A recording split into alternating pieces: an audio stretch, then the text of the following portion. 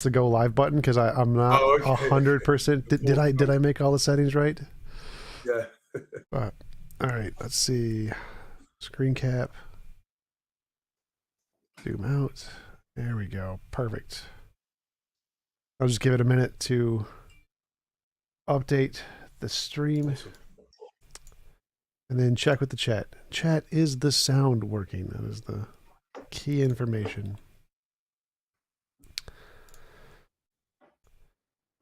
All right, it looks like we are live. So, Dr. Josh, thanks for coming on. Really appreciate you taking the time to have a conversation with me. Would you mind telling us a little bit about yourself before we get started? Awesome. Thank you very much, Tom, for having me. So a little bit about myself. I'm a philosopher. I work at the moment as a visiting lecturer at the London School of Theology. So you can tell I'm in the UK. You probably tell from my accent as well. I love philosophy, specifically philosophy of religion. So a lot of my research at the moment is looking at sort of, the big questions that philosophers of religion try to tackle. So the existence of God, nature of God, and some philosophical, theological issues like the doctrine of the Trinity, divine simplicity, and other things related to that. Yeah. Awesome. So I saw your interview on Capturing Christianity, and you presented a new argument for God, somewhat related to the ontological argument. Could you tell us more about your argument and what its differences are from the classical ontological? Yeah. So I wouldn't say so much that it's within the family of ontological arguments. I would say it's more related to if people were going to see it as being alike to something, it'll probably be more like the contingency arguments that you find in sort of like the cosmological family. But yeah, the argument itself is looking at specific phenomena that metaphysicians, so metaphysicians are just individuals for your audience, just individuals that philosophers who study about the fundamental structure of reality. They try to come up with theories to try and capture what that is. And I'm looking at specifically in that interview, which is based on a paper that I wrote end of last year, which is focusing on two phenomena that metaphysicians sort of affirm and taken on board as being things that are worthy of study. So this idea of fundamentality and this idea of grounding. And so the snapshot idea is that there is a layered structure of reality where reality is not at a flat level, where everything's existing at the same level, but reality is hierarchically structured in that the less fundamental are structured and they are grounded by more fundamental things. So there's sort of a layered view of reality, and things fit within those levels of that layered structure. And so the idea here was trying to account for firstly the non-fundamental entities that are within each of the levels, and then also the relation that connects them together, so the relation of grounding. And so I was trying to say that given a certain abductive criteria or inductive criteria, we can sort of reason, I believe, to God being the best explanation for these non-fundamental entities existing at any point in time, and also for the relation of grounding. So metaphysicians, I believe, are doing a bit of a disservice where they're saying we need to just stop at the level of, let's say, some metaphysicians will take it to be we have these point-like particles which are the fundamental entities, or the person I interacted with a lot in the paper was Jonathan Schaffer, who would take the universe itself to be the fundamental entity and everything else is derivative and dependent upon the universe. And I believe that actually, given the criteria that's assumed in the argument, that the best, I would say the simplest explanation that leads us to expect the evidence that we do are not these entities, but the entity that we postulate and call God. He's the best explanation for these things. And so we can take this then as evidence in an abductive sense for the existence of God. So you said that was a lot in a short space of time. Hopefully it feels fine. Yeah. You said the entities assumed within the argument indicate God. What are these entities that are assumed in the argument? Okay, so as I was saying, there are sort of two I'll call it two phenomena. So two things that I believe require an explanation. The first is why there are any non-fundamental entities rather than none at all. So we have these non-fundamental entities. So if we just sort of paint the picture of reality, where we have, and I use this example in that interview in the paper itself. So we have reality being structured, and we're looking at just some certain things within this structured reality. Let's say we have economical theories. These are things which we debate about, we speak about, we utilize to the better the economy of certain nations. And so these things will say exist, but they don't exist just in and of themselves. They exist in a certain sense because they are grounded by the human mind. And so the human mind is the thing which is providing the grounds for these economical theories to exist. So you get rid of the mind, you get rid of the theories. But then the mind itself, and I'm just taking at all, I'm not arguing for a specific view and philosophy of mind, but just assuming something like physicalism or something like that. But let's say the mind is dependent upon the brain. And so we have the mind existing because it's grounded by the brain. And then the brain existing because it's grounded by the chemical structure of the body of the person, who we might be focusing on. And then let's say the chemical structure is grounded on the quarks or whatever physicists might be postulating. So what we have is this structure of reality. And as we are descending down the levels, we seem to be getting to the more fundamental things that exist within reality. And so the phenomena then is, let's say we just, for now, the argument itself doesn't take this as the stopping point. But let's say we took the quarks as being the fundamental entities. All the other things above the quarks, so the economical theories, the mind, the brain, the chemical structure, they are non-fundamental entities, okay, because they are dependent. So to be non-fundamental just means to be grounded. So they are grounded entities. And so you have these entities existing. But then you also have the relation of grounding that ties them together. So the economical theories exist in virtue of the mind. The mind exists in virtue of the brain, and so on and so forth. And so that in virtue of locution picks out a specific relation that we call grounding. And so these entities are existing because of the grounding relation, grounding them and tying them to their grounds. And so there's a phenomena then that I'm putting forward as being something that needs to be explained as well, is not just the non-fundamental entities at each of the levels, but also the grounding relation as well. Why is this thing existing? So we have non-fundamental entities existing, and we have the grounding relation existing as well. So that's the phenomena. And then taking on a specific criteria, so an inductive criteria that's found in Richard Swinburne's work, but it's sort of, I would say, generally an intuitive criteria. So the criteria is just, there's basically four. Do you mind me running through now, or would you like to jump in with the point? Okay, so yeah, with the criteria, so we have basically four components of this criteria. So the first component is the criterion of predictive power. This is the idea that an explanation is true if it leads us to expect the data. It leads us to expect the evidence that we have. But the main thing here, even though it says predictive, it's not talking about finding something that we haven't discovered already. It's about explanation. Is there an explanatory link between our explanation and the thing that we are seeking to explain? So what we have here is, if something fulfills that, then we should expect to find that data if the explanation is true. So that's a criterion of predictive power. And then secondly, we have the criterion of background knowledge. That's the idea that the explanation, if it is to be taken as true, should mesh well with our other ideas and other theories in wider fields. So if we're postulating an entity, that entity should be something who is of the type of entities that are taken to exist in other areas. So if I'm bringing up an idea, for example, if I'm trying to come up with an explanation, so let's run through just a silly explanation. So I hear a door slam upstairs in my house. Goodness sakes, I'm scared. I get the blanket and say, what's going on? I say, you know what? I need to go and find this out because I'm a little bit worried. So I go upstairs and I open up my door. Also, I open up now because it's closed. I open up and I see that the window is open. It's quite windy. Now, what we would normally say is, well, if we're going with the criterion of predictive power, that let's say the entity that I'm postulating is the wind. Okay, the wind is the thing that did it. Well, by postulating the wind, it leads me to expect the door to be closed. But secondly, postulating the wind fits with the background knowledge, because we take and we study about the wind in other areas outside of the explanation that I'm trying to put forward. But if I was to put for example, a ghost, or let's say a fairy, okay, a fairy that's trying to scare me, maybe a leprechaun or something, I don't know. So this thing is trying to scare me. It explains the data because it has predictive power. It leads me to expect the data. But we wouldn't say it's something that fits with our background knowledge, because outside of this explanation and fictional works, other people are not theorizing about this. So it's not something I would say fits with our wider area of knowledge.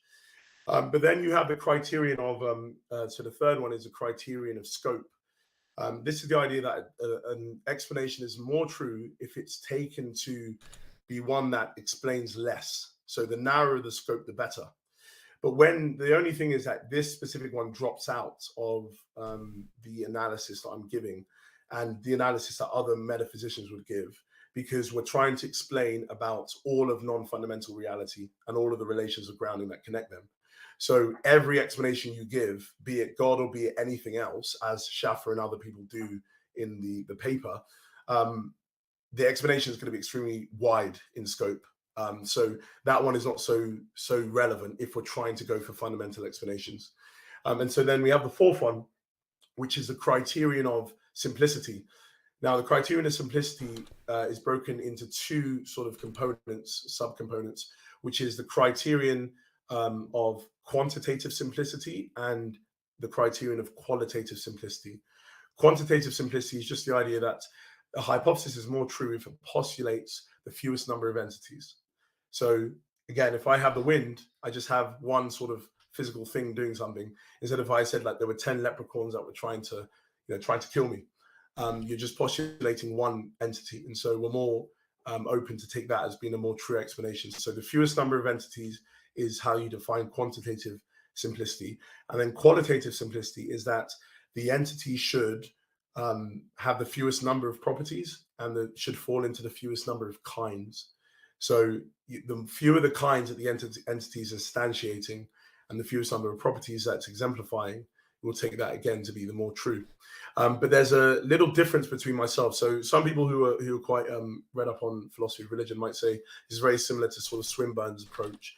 But there's something a bit different in that I take Jonathan Schaffer, who, again, I'm using his name a lot, but he's a very prominent, for your audience, he's a very prominent metaphysician, not a Christian, not a theist, an atheist, and doesn't really delve into theological issues.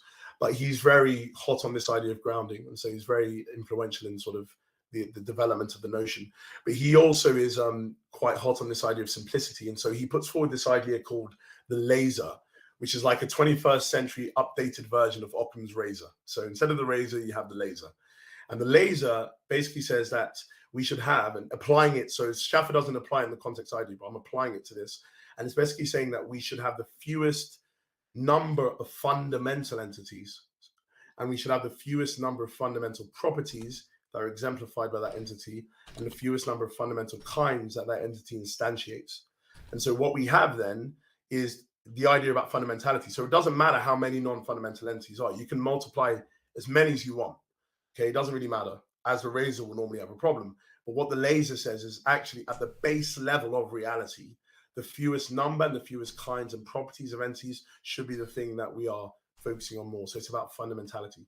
So just taking this sort of this, let's say, elevator slogan, a true fundamental explanation is one that I take to be the simplest explanation that fits with our background knowledge, that leads us to expect the data when otherwise it would not be expected. And so I believe when proper, arguments and analysis is given to it, that God, as I define him, because I do define him in sort of a unique way in the literature, but the way that I take God to be defined, he is the simplest entity that fits with our background knowledge, that leads us to expect the existence of the non-fundamental entities in our structure of reality. Could you say that again? So he's the... To say your criteria, that one sentence again, God is the simplest thing that leads to expect the data thing. He's a simplest entity that fits with our background knowledge, that also leads us to expect the data. So the data being the relation of grounding and the non-fundamental entities, when otherwise, without his existence, we will not expect them to exist as well. So he is the sort of the explanatory stopping point in that structure. So if we were going down a level, we shouldn't stop at the quarks. If, let's say, we take the quarks, point particles, Schaffer's universe, that's not what the fundamental level is. They exist and we're affirming their existence, whatever it is. But we are not saying that we should stop there as that being the fundamental level, because I would say that you are able to basically park your car, your explanatory stopping point at the level where you cannot have an increase in the fulfillment of the criteria. So if you've come to the simplest entity that is fitting with our background knowledge, that leads us to expect all the other entities above that level, then that's the fundamental one. And This is not to say, though, that you could have, let's say, you can have something that's more simple than that level, but then what you might have is that there's a losing of another component. So you might have something that's more simple, but then it's not going to fit with our background knowledge. Or you might have something more simple or fitting with our background knowledge, but then it doesn't lead us to expect all the things to exist. So what I'm saying is once we have the fulfillment of those three components, we then have the level that we stop at. And I'm saying the level that we need to descend to is the level of God. So God is at that level, and he's the entity who explains all the other non-fundamental entities and the grounding relation as well. So that's sort of my argument in a nutshell, but there's sort of bits and pieces that need to be fleshed out. Yeah, that's sort of it. Yeah, you said you had a unique definition of God. What is your definition of God? Okay, yeah. So, I mean, the claim of theism is just the idea that there is a God, but I take God to be an omnipotence trope. So it's a metaphysically simple omnipotence trope. So what you might have a lot with sort of philosophers of religion, they will take God to be, let's say, spirit. So, for example, Swinburne would define him as an omnipresent spirit. You have others who are sort of saying maybe a perfect being. I have a problem with omnipresent spirits for background knowledge issues, and I have problems with perfect being because it's not that if you're taking that as your base level definition, it's quite ambiguous, specifically what perfection means. But the idea I've taken is that God is metaphysically simple. That means he lacks parts. So it's an affirmation of divine simplicity. So he's an entity that's metaphysically simple, lacks all parts. He's numerically identical to any attribution made of him. But he is also an omnipotence trope. Now, a trope, as you all know, and other of your audience, a trope is sort of this big idea of metaphysics that a lot of people have assumed. It's widespread. But what somebody might be scratching their head and saying, how could God be a trope? Aren't tropes particularized properties? Well, there was a development over the past few years. It was actually not development, it was a rediscovery of something. Because you had D.C. Williams in the middle of the 20th century who was sort of promoting this idea of tropes. And he was saying that this is the idea that of properties that we've had for a while, but he sort of reintroduced it into the literature. But then about 15 years ago, we had some other philosophers who realized that actually there are two types of tropes that Williams and others were focusing on. You have something called module tropes, and you have things called modifier tropes. Now, modifier tropes are just simply properties. They're properties in the real sense of the word. And the important thing about them is they are non-self-exemplifying. So they give a characteristic to their bearer, but they do not have what they give. And so you have sort of this idea of something just giving something, but not necessarily having it itself. But then module tropes, which is quite interesting, they are actually not properties, they are objects. And so when we say that trope and we're talking about module trope as a property, we're sort of using it in an analogical stretch sense of the word, because they sort of fulfill the role of a property in that they give character to something else. But they are not properties, they are objects, and they are self-exemplifying. So they have what they give. They have whatever characteristic that they are giving. So an example of this, of a module trope, would be a hotness trope. So we would say that, for example, if I touch the stove in my house and I burn myself, oh my goodness, I've burnt myself. Now, why I've burnt myself and why I've burnt myself is because there's this module trope. Let's say we're taking trope theoretic sort of theory on board. There's these module tropes that are compressed together and they've made up this stove. But you have size, you have color, you have all these things that make the trope what it is and give it its character. But then you also have a hotness thing as well. Which is this idea that the character of hotness is had by the hotness trope. So the other tropes might be modifier tropes in that they give. So for example, a color trope might give what it doesn't have. It might not be colored itself. So a redness trope might not be red. Let's say my stove is red. Let's say I like red and it's red. It might not be red, but a hotness trope is hot. And that's why I'm burning myself. And so the interesting thing about module tropes is that they can stand in causal relations, but modified tropes cannot. So they're causally inert, but module tropes are causally active. So taking this idea on board, then I say, okay, there is this idea, module trope, object, self-exemplifying. Also, interestingly, both tropes are simple. So they're taken to be metaphysically simple. They're not composed of things from other ontological categories. That's generally taken by trope theorists to be correct. And then also it can stand in causal relations. So then I take that and I say, well, that's how I'm defining God. God is a trope. He's a special kind of trope. He's an omnipotence trope. But this is still not a far off idea, because tropes are also module tropes are taken to be powers. So you might have this idea of, in a lot of sort of contemporary metaphysics, about this idea of powers. And tropes, a lot of time, philosophers who assume trope theoretic theory or the trope theoretic framework, they will take tropes to be powerful entities. So they manifest in certain ways and they have powers. And so what I take then is that God is a powerful trope, like any other trope. But the difference between him and other tropes is that he doesn't have limitations to his power. So other tropes might have limited power, but all you do is just shave off the limits for this specific power trope. So you have an omnipotence trope that's metaphysically simple, lacks all parts.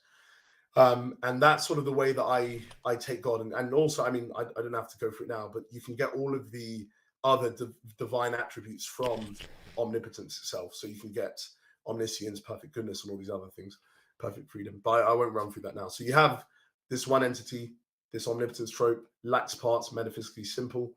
And that's the definition of God that I work with in this specific argument. Yeah. Okay, so my first question would be, based on your definition of God, none of those properties seem to fit our background knowledge. So in criteria you've presented, the predictive power, background knowledge, scope, and simplicity, it seems like all of those things you listed would be essentially synonymous with a unicorn or a leprechaun. None of these properties that you've listed of omnipotent tropes, metaphysically simple, numerically identical to any property, all of that seems, the no limitations kind of criteria, all of that seems to, none of that fits into the background knowledge we have. We have no basis to conclude any of those things are real properties other than things we've kind of arbitrarily asserted. So wouldn't that go against your criteria? Oh, no, not at all. It depends what you mean that. So just breaking down what you're trying to say, just so I understand it correctly. So you're saying the trope idea or the omnipotence trope idea doesn't fit with our background knowledge. Is that what you're saying? Or... Yes, to me it seems synonymous with saying leprechaun or a unicorn or fairies. Why would it be synonymous to that? Because I don't see any background knowledge for any of these properties. All these properties seem to have no basis in reality. Like I'd say properties that do would be spin, charge, mass, etc. Those seem to be properties that have a solid background knowledge. But to posit a God who's omnipotent or metaphysically simple, all of those properties seem to be kind of asserting something like magic or unicorn, Santa. Yeah, but why would it? Because I mean, you have to walk through the definition and say how that specific element doesn't fit. So walking through it, you have tropes. So you've assumed an entity, and something just to qualify as well. And this is in the paper in a footnote, that when you're looking at background knowledge, we're looking at the type level, not the token level. And I think that could also be an issue that with the misunderstanding here. It's not the instance of the type which is wholly important for background knowledge. It's the type itself. So why we have problems with spirits and leprechauns and magical entities is because we don't have those types of entities being postulated in other areas. But you cannot limit the background knowledge criterion to the token level, because then you'll never have any new discoveries. So if I'm discovering, for example, we're trying to postulate why, a certain planet that we can see is acting in a certain way. Maybe there's a gravitational pull of another planet. And so we postulate another planet. Now, why we're postulating another planet and not just some random spiritual, let's say magical entity, is because the type of entity planet is something we already accept to be things that can exist or do exist. But then the instance itself, you cannot say that because you don't know how that planet is going to be like. You don't know how the planet's going to be operating like, given that it might be in a different galaxy where there might be different operations when it comes to that planet. So the instance is not so important, it's the type. So what we have then is the postulation of of a type, which is widely accepted. Like I said, trope theories or the entity that I'm postulating, which is a trope, is something which is widely accepted. So what you've done is that you've just looked at a specific instance and said, but this instance doesn't fit with the other instances that we normally take to exist. That's not a problem. We look at the type level, and that's how we set the background knowledge, not the token level. Well, for me, this is a pretty big problem. Whether or not it's widely accepted or not really doesn't make a difference to me. Like unicorns and fairies were widely accepted at one point. My question would be is there any empirical evidence of this thing? I'd say no. I'd say there's equivalent background knowledge of omnipotence or omnipotent trope, metaphysically simple, as there is for unicorn or magic or Harry Potter. So I don't see any reason to think those exist, because none of those are accepted in physics. Like physics, this doesn't exist. None of those properties exist in physics. So I'd say they aren't widely accepted in any of the relevant fields, as opposed to something like quantum fields. Quantum fields, very widely accepted. Those, I think, would be something that would fit our background knowledge and would qualify as a much better ground of everything else than any of these properties you've asserted, because to me that seems to have predictive power, explains everything we see. It has background knowledge, an incredible amount of background knowledge, novel testable predictions. It seems to have much better scope and is far simpler in my definition. So it seems like you're postulating. Sorry, I just lost it. Quantum fields. Sorry, say that again. Quantum fields. Okay, so just walking through the criterion. So why does it lead us to expect the data? So specifically the data being grounding relations and non-fundamental entities. Why does it do that? Because it predicts everything, string theory. No, but you can't just say it predicts everything. I'm asking about the specific phenomenon itself. So how does it lead us to expect there to be a grounding relation, not a different type of relation? Why does it expect us there to be non-fundamental entities as well that are connected in that specific way? So we've got to look specifically at the data, not just saying it predicts everything. I want it to predict that for this argument. So you need to predict that specific phenomena. Right. So the non-fundamental thing is that objects like particles are a result of interaction fields. So the fact that there are this fundamental thing of fields that creates the other things that are grounded from it is follows from the theory itself. So the grounding relation thing is easy. And what was the other one? Sorry, hold on. Just hold on. So what phenomena are you looking at? Is it, you're saying the non-fundamental entities? Yes, the non-fundamental entities is explained by interactions in the field which generate things like particles and stuff. Okay. So why would it do that? I'm saying just as you... It's part of its nature. Sorry? Part of its nature. Yeah, okay, but why? I mean, I need to understand why it's part of its nature. What principles operative? Why would it lead it to me to expect all of the so the non-fundamental entities, by the way, is not just saying what's within our planet or our universe. It could be any non-fundamental entity that's existing, or that possibly could be existing. It depends, obviously, your view of modality, but it's talking about non-fundamental entities, not just within our physical universe, whatever there is. So why should it lead me to expect that? I'm not sure I understand your question here. So given the nature of quantum fields, they literally explain all of the data we see. They say what would generate everything we see in the relations that we see. Well, quantum fields would. If they exist in this way, given string theory, then our universe would be one of many universes that is a result of these fields existing in this way. Okay. So it posits it has this nature. If it has this nature, we expect to see the result that we do see. So given the predictive power analysis, it explains all of the things we see. Okay. And to what level of explanation? So is it entailment? Is it to a high level? Just to understand. We could arbitrarily state it to any level we want. We can just entitle it into the nature, which I think is what most theists do. It's quite important for the analysis. So is it that it entails the data? So given that there are these things, there necessarily will be these other things, or is it that it's not so in that way?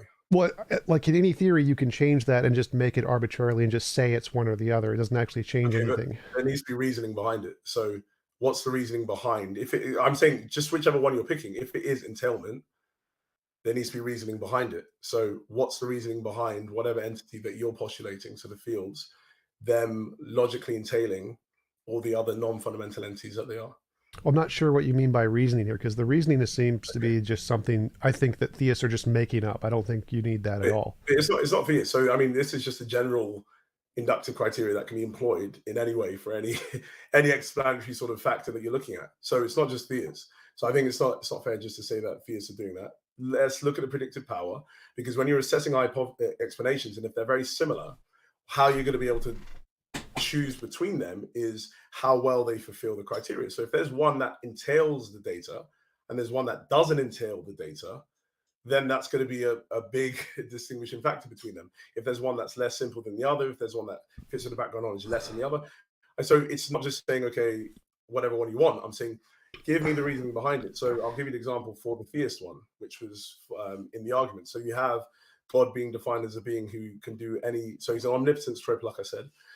And from that, you get him performing any best action if there is one, taking the diffusiveness principle, which is a principle found throughout history. It's not at the moment very in vogue, I would say, but that doesn't necessarily mean it's been refuted. But it's something that's been found widely. So yeah, diffusive principle is the idea that goodness is diffusive of itself, which seems to be intuitive. So if we have goodness being diffusive of itself, existence being a good thing, and God being a being that performs the best action if there is one, then it seems to be the case that his existence will logically entail other things existing as well.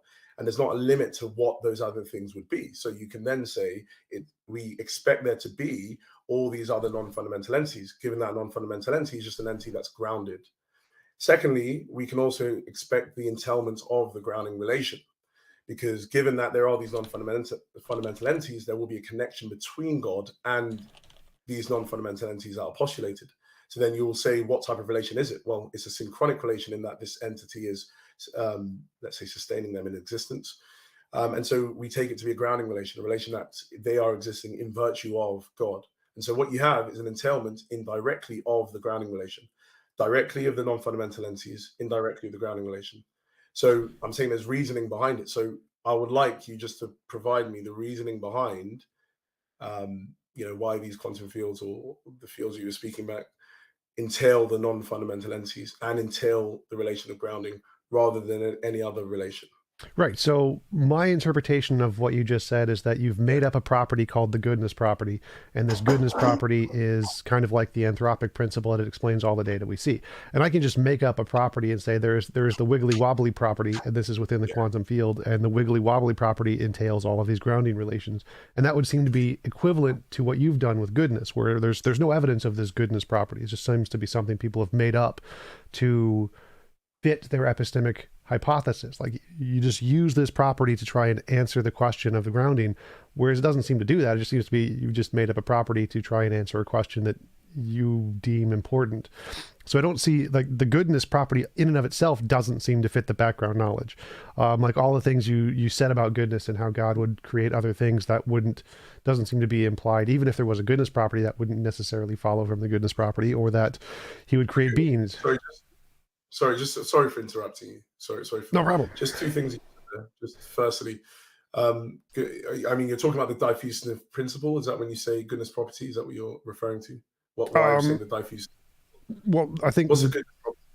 Well, the diffusive principle will probably be a larger concept. I'm specifically referring to you using goodness to explain how the goodness in God entails explanations of the grounding principle and the contingent objects thing. Well, it follows. Yeah, sorry. I don't think it follows. Like, it seems to be an arbitrary assertion that it follows, and it would be no different from me saying the wiggly wobbly principle. It follows from the wiggly wobbly principle that grounding and contingent things exist. It doesn't seem to be. There's no connection between those two things. There seems to be like an arbitrary assertion. Okay. So I mean, I definitely would not see that it's been the case. And first reason is, like I said, there's a principle in play here. So first, you'll need to explain about the diffusive principle just being ad hoc and brought in to explain the theological case. When the diffusive principle is a general principle that's been widely accepted in the past, you find in Plato, you find in Bonaventure and other medieval scholastics, and you find in some contemporary philosophers as well. So it's a principle that's been there. So I didn't come up with it. So it's definitely something that and wasn't brought up for a theological sort of issue as well. So anyway, so we have diffusive principle being there. So that's the first thing that you're saying needs. I brought up in an ad hoc way, but let's see. I don't really believe that's the case. And then secondly, how the goodness of God leads to this is from an entailment of him being omnipotent. So as I define God as an omnipotence trope, he's a trope that can perform any logically possible action. Being omnipotent entails that you would do the best action, because what you have is that you have an entity that's omnipotent would be perfectly free. Perfectly free means you don't have any causally effective influences on your decision making. So, for example, if I'm looking at two things and I want to eat, I mean, the sweet tooth for myself is going to say I want that chocolate cake in front of me, but the health kick in me that I may be on is going to say actually you need the Brussels sprouts. Now, what would reason decide? Well, reason, we would say, prioritizing things in my life would say preservation of my life, furthering of my physical health is better. So reason will decide that I should go and choose the Brussels sprouts. But the causal influence in me, which I would deem to be my desires, would say, no, but I really want this cake, and then I'll go and eat the cake. So entities like ourselves are free in a certain sense, but we are also limited because we have causal influences that are effective in sort of pushing us away from what reason dictates. Being omnipotent, however, performing any logically possible action, you will not have that constraint upon your choices. So any choice that you make would be a choice that is guided by reason alone. And so what that means then is that you'll perform the best action if there is one. Given that you're also omnipotent, you would know of all the truth value of every proposition in the past and in the present. Not necessarily saying you'll know of every true proposition in the future, because there might not be ones. But you'll know of every true proposition in the past and in the present, because in order for you to perform an action, you will need to know what occurred in the past and what's currently occurring at this moment. So what you will then have is that it will know the truth value of propositional statements. And so it will know what is the best action. We don't know what the best action is all the time. That's why sometimes, again, even though we're guided by reason, we end up doing the wrong thing when we should be doing the right thing. But essentially, being omnipotent will not have causal influences, so it'll only be guided by reason. It will know the truth value of every proposition, so it'll also know what's actually the best action, if there is one, or the equal best action, or just a good action. And then it'll be guided in that way to perform that action. So what you then have is then taking existence to be a good thing. So something existing being a good thing, it will then be led to go and bring about this thing existing because it's a good thing. And so it wouldn't have any causal influences that would be pushing it away from doing that. So it will just logically entail, inevitably, that it will go and do that thing of bringing about good things.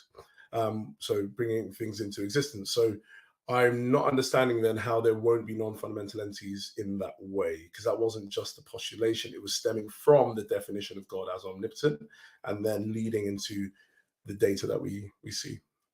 I don't see how that's not a postulation, because it seems like you've made up this criteria of omnipotent and you have entailments that it also entails omniscience and omnibenevolence in some sense, not literally. But I would say that that's no different from me saying I define the quantum field as having the wibbly wobbly principle, which entails the goobly woobly principle.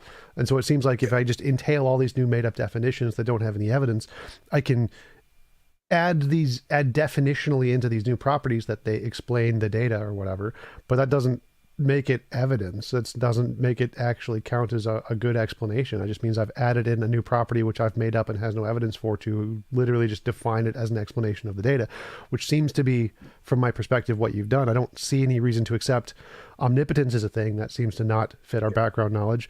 Again, I don't see the goodness. I don't see goodness, how that fits into our background knowledge. I don't see any evidence of that anywhere in physics or anything. Quantum fields, spin, charge, mass, I see all of those things have a significant amount of evidence that qualifies as meeting the criteria of being background knowledge. But I don't see anything that makes omnipotence or goodness. I didn't critique the diffusionist principle. I didn't object to that. Just the property of goodness being something that you could apply the diffusionist principle to get an explanation of grounding and contingent things. That seems to be arbitrary. It seems like me saying you can define the wibbly wobbly principle as explaining grounding and contingent things. It seems like you can arbitrarily assert it and just apply the diffusionist principle to it because you've given it in the definition. But that doesn't mean it actually follows. It just means you've made up a definition. So again, I'm not seeing how either goodness or omnipotence has any evidence that would make it fit the background knowledge criterion that you provided. It doesn't seem to have any background knowledge. Like, I don't. So I mean, the problem I'm sort of seeing is that you're limiting background knowledge to the area of physics, when I don't see there should be any reason to do that. How so? Because we're looking at the metaphysical data. So if we're looking at metaphysical data, shouldn't we take into account other things in the field of metaphysics, and then we look at other neighboring fields outside of metaphysics? How do you establish what is background knowledge and what isn't? Like, for example, I assume you wouldn't think anything we come up with a definition for wouldn't necessarily qualify as background knowledge. Like, you could come up with a definition of leprechaun that wouldn't count as background knowledge. So how do we differentiate things? So obviously the limit of background knowledge is difficult itself to sort of say this is where we can demarcate the line. But I think it's quite plausible to say, well, start first with what field are you taking data from? Well, you're taking it from metaphysics. So let's first look at the other theories that are taken to be true in the field of metaphysics, see if it meshes with those. And then if there's a additional element to it, you can then take other fields in let's say physics or other things like that.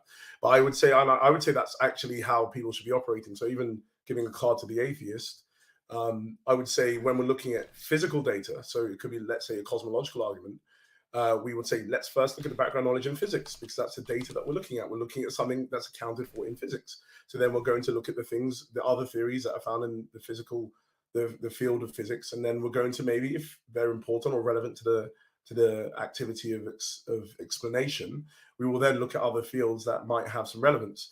But I'm not understanding why you've located at the beginning point background knowledge being at physics when we're looking at the metaphysical data. So I brought to you two things that are studied by metaphysicians: fundamentality and grounding.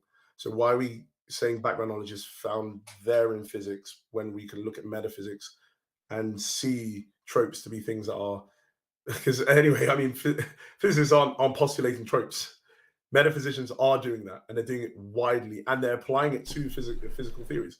So it's something that's widely accepted in metaphysics. Because then if we're operating with the same sort of limited amount of background knowledge that you are doing, or stringent sort of limit to just the area of physics, then you're not going to do a lot of metaphysics, which a lot of philosophers say we can do metaphysics, because they're not first saying, well, we're postulating something that we find in physics, and then we can then say sort of, how does it work in our metaphysical theories? That they're postulating things that are at the fundamental structure of reality, which physics doesn't study. So we're looking at the fundamental structure of reality at a general level, not just at the physical level, but at the general level, what's fundamental. And then we're trying to postulate the best theories that account for this within the field of metaphysics. So I'm not understanding why you've taken background knowledge to be, again, focused on physics rather than metaphysics. Well, I think science does have to do with metaphysics. I'm a scientific realist, like most scientists and most philosophers, so I think science does tell us about metaphysics. I think it is a more accurate definition of metaphysics than literally anything else we can come up with. I think so. I don't understand what other things would count as background knowledge at an equal or greater level than science. To me, that seems like the best thing to use as our standard as background knowledge. And I don't understand why we would accept anything else. Everything else, especially in like philosophy, seems more speculative, more just like wibbly wobbly principles and goodness principles, just stuff we're just kind of making up. I don't understand why that would be taken as something we should accept as background knowledge, because we could just have alternative theories of metaphysics. Why would those be any greater or lesser count as background knowledge? Because it seems like we could just make up any theory we wanted as long as it had some grounded in previous philosophers, and then we could just count that as background knowledge. It seems rather arbitrary, whereas science at least has a criterion of differentiating the real things versus the imaginary things, where I don't see that in metaphysics or previous philosophical works. It just seems kind of just a la carte, make up what you want, grounded in Platonic realism if you want. Okay, it's fine. That counts as background knowledge because Plato did it, kind of thing. I don't think that's a really good criterion. So why should we, in your view, accept anything beyond the scientific scope? Yeah.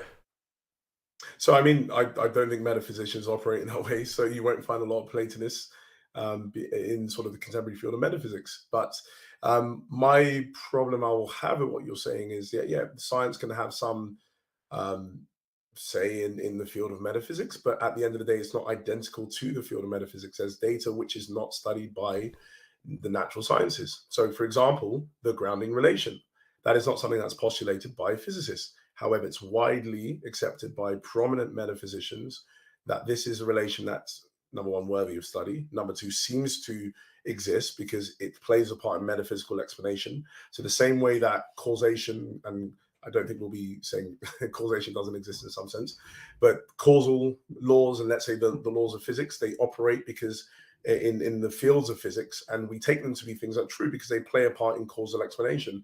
The metaphysical laws and the grounding relation plays a part in metaphysical explanation.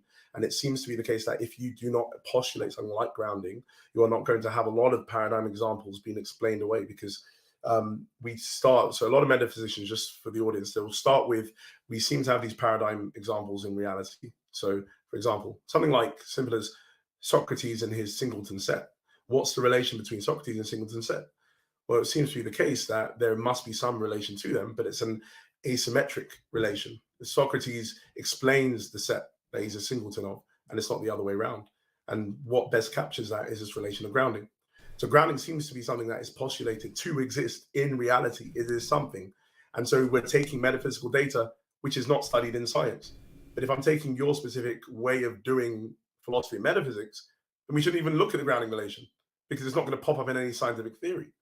So again, I think you're limiting metaphysics to just one area of or one interpretation of metaphysical sort of theorizing, when the contemporary metaphysicians who are working, this has nothing to do with theology or theism, they are working in the field of contemporary metaphysics, wouldn't take your approach. So for example, E.J. Lowe, who passed away in 2012, very prominent metaphysician in various areas, and nothing to do with theology. I think he had one thing on the ontological argument, but it was like a side project. So don't count him away for that. But yeah, so he would define, and a lot of people follow him in defining that actually metaphysics, because it's a study of fundamental structure of reality as a whole, it is the thing which science itself is dependent upon, because science is studying reality, but it's studying a certain part of reality, which is physical reality. But what we have here is there needs to be metaphysical theories that are in place in order for science to work. So for example, if you look at truth maker theory, or theories of truth itself, like correspondence theory of truth, those are things which are metaphysical things that we are theorizing about, which are then assumed within a scientific context to then operate. And so what I'm trying to say to you is that we have data and we have theories that metaphysicians have in their field.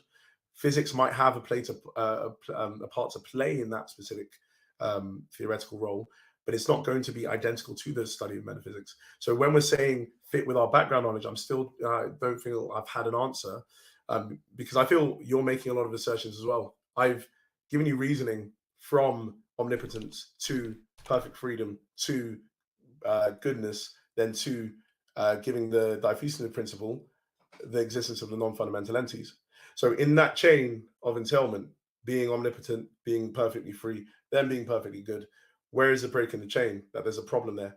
Because I would say the wiggly, I don't know what you called it, the wiggly wobbly or field, I don't know what you called it. Again, that's something that anyone could postulate, because something to say it as well, and I think there was an erroneous reasoning in your part, was that you were doing a posteriori work at the explanation forming phase. The explanation forming phase is an a priori task.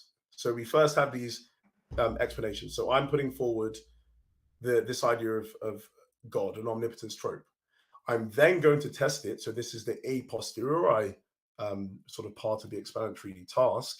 I'm then going to test it according to the criteria to see then if it fits with our background knowledge, leads us to expect the data is simple and all those sort of things. So I'm not understanding why, because you can postulate this wiggly wobbly principle, postulate it, but then you'll need to show me why this wiggly wobbly principle, even though it can lead us to expect the data, because it will, why it then does fit with background knowledge being the wider field of metaphysics and not just the field of physics, and then it being simple quantitatively and qualitatively. So you'll need to walk through each of the criterions to show me where there's a better fit and where the ad hoc reasoning in my part is, when I've shown that freedom, goodness, and then the entailment of the non-fundamental entities of grounding relation follow from the omnipotence trope. Right. And so my argument would be is that for something to qualify as background knowledge, we need some criteria to differentiate. Yeah. Does it correspond to reality, the truth theory, or is it just something we've made up? Can you differentiate imagination from reality? And if you don't have that, then it's just arbitrary. Anybody can just make something up. There's no difference. And so I would say that the way to do that is science. Science has a way to differentiate imagination from reality. I don't see any reliable way to do that in metaphysics at all. I don't like, if I'm talking about the fundamental nature of reality, I'm talking about physics. That's literally all physics does. What is the fundamental nature of reality? And so even though I agree that there are things that are prior to physics that we haven't discovered yet, like causation, grounding, whatever, I would say that the only thing that qualifies as a good explanation of what those are is what the most fundamental thing we know about in physics is, fields. So we could say, if there is causation, what is causation? It's probably an interaction between the fields. That's probably what it is. You can't go any baser than that. We can't posit anything that is more fundamental than the most fundamental thing we know about in physics, because that's the only thing we have reason to believe is actually real. Everything else is just speculation. And so from my position, for it to count as background knowledge, we need to have that additional metric of this can be differentiated between imagination and reality, and novel testable predictions in science does that. I also wanted to mention, I disagree with the was it the predictive power scope? I would always consider that to be post hoc in the way you've presented it, where it's just explaining the data as we see it. It's the anthropic principle. Everything does that necessarily. So in order to count as... Can I just understand what criterion were you talking about? You said scope and predictive power. Predictive power, sorry. Okay. So predictive power leads us to expect the data. Like if I say there's a gold brick in my basement, and if a magic leprechaun exists who likes to create gold bricks, well, that would explain the data. But that's not very good explanation, I would say. If you want to say that's a good explanation, you need to predict something in the future that we don't know about yet. If there is a magic leprechaun in my basement and I give him a cookie, then he will create a gold brick, and then I give him a cookie, and if a gold brick appears, then that's good. That's good predictive power. I'm happy with that. But just being able to post hoc explain the data, I don't think that matters at all. Everybody can do that. You should make up whatever definition you want. So if I'm in a court of law and I'm trying to understand who killed someone, and I put forward an explanation of David is the one who had the knife, we saw, his blood and all these sort of things were on the knife, and all these sort of CCTV camera footage found David. That's talking about something in the past, evidence that we collected in the past. Yeah, this would only apply to new things. Right. So this would only apply to things that we don't have like empirical evidence for. If we have empirical evidence, that's background knowledge. So like David had a knife and was on CCTV footage, totally fine. But if you went into a courtroom and said there's a magic leprechaun who stabbed David, you're going to get thrown out of the courtroom. Like, nope, there's no precedent for that. Yeah, but I mean, you keep on saying something you said before, sorry, that I wanted to say. So you're saying a good explanation about the leprechaun in the basement, and then this one now. But you're not defining what a good explanation is, because a good explanation is, you can put forward, and I think there's problems with what you're saying about you can draw lines. I don't know where you're demarcating the line between something being a good predictive explanation because it explains the data that we have, and one that's leading us to expect things in the future that we find. Because again, I was saying to you that we do utilize that all the time to explain things. But where your problem would be is because, yes, why we would throw that out to the court and why we would not postulate the leprechaun in the thing is because it doesn't fulfill the other criteria. So it doesn't fit with background knowledge saying there's a leprechaun. That's why you're throwing out this specific individual as being a plausible type of entity, or it could be about simplicity or something like that. So that's the issue, but you haven't shown me, and I'm still saying again, you haven't given me reasoning why I should say limit it to physics, because you're saying it does things that are like, it postulates things that are real. So would you tell me then that tropes aren't real because physics are not postulating that? So metaphysicians don't take tropes to be real. I would say the concepts in metaphysics like tropes, grounding, causality are abstract concepts that, if they exist, would correspond to some physical entity like a field. And so how does tropes do that? No idea. I'd say it's probably some kind of a field. If it exists, it's some kind of a field, and that's the best explanation. You can't make that assertion without actually showing how that's the case. So it's again, that's a basis assertion. So tropes are taken to be things which are taken to be real. So using your terminology, real, because they have explanatory value, because they play a role, for example, in causation. Tropes are a better explanation than universals because they can stand in causal relations. So if I see a yellow flower, why I'm seeing that yellow flower is because that yellow flower has a particularized trope or particularized property or a trope, which is a bearer of, which we then are standing in a causal relation with. But universals are not taken to be things which are causally active, and so that's why we will not say that we would postulate universals to do any wrong in reality. And so why philosophers take tropes is because they have theoretical value, not because they're found in the field of physics. So you're making the assertion, unless you can show me how tropes fit or do not fit with, because you're saying that they will more than likely fit with something in physics. You need to show that to be the case, because I haven't made assertions without trying at least to show how it's been the case. You can try and you say my reasoning's flawed, but I'm not making just an assertion and saying, well, it must be like that. I don't think why that should be the case. So we have tropes being things that are postulated by philosophers widely, and that's not studying the field of physics. And I was just really trying to understand why I should take then your criterion of background knowledge, because then that should just get rid of tropes and other things that philosophers are postulating. Well, I would get rid of them as independent entities, that's for sure. So I would say that because the vast majority of human things that we come up with within our head are purely imaginary and don't exist, the default thing is anything that has been come up with by human imagination is imaginary and does not exist. And the things that we know are beyond just our imagination are physics, the science. The science has a good reason to believe this is something that is true and exists independent of our imagination. And so these abstract criterion like grounding, tropes, causality, seems just a priori, or technically a posteriori because of our knowledge of how imagination works, that these are probably just abstract criteria that would have to correspond to some existing thing, and our concepts probably don't do that. They don't exist on their own. There's probably something, if these ideas do describe something, it's going to be some field in reality, because that's the best evidence we have. And so my evidence would be, to answer your question, is that because most of the things humans make up are purely imaginary and don't describe anything, then it's most likely to conclude, if it doesn't have any independent evidence that it is a real thing, it's probably just a made-up thing, just like all the other made-up things. Yeah, but it does have independent evidence. It just might not be found in the field of physics. So my problem was trying to say, can you please show me how these things which are taken by contemporary metaphysicians to be things which are real, using a terminology real, but they're not found in the field of contemporary physics. So my problem is that you're just saying that it must be like that. But what is, I mean, you're saying it's going to be like that because of the success of science or physics. It's going to be like that. That we'll find some correlation between these entities.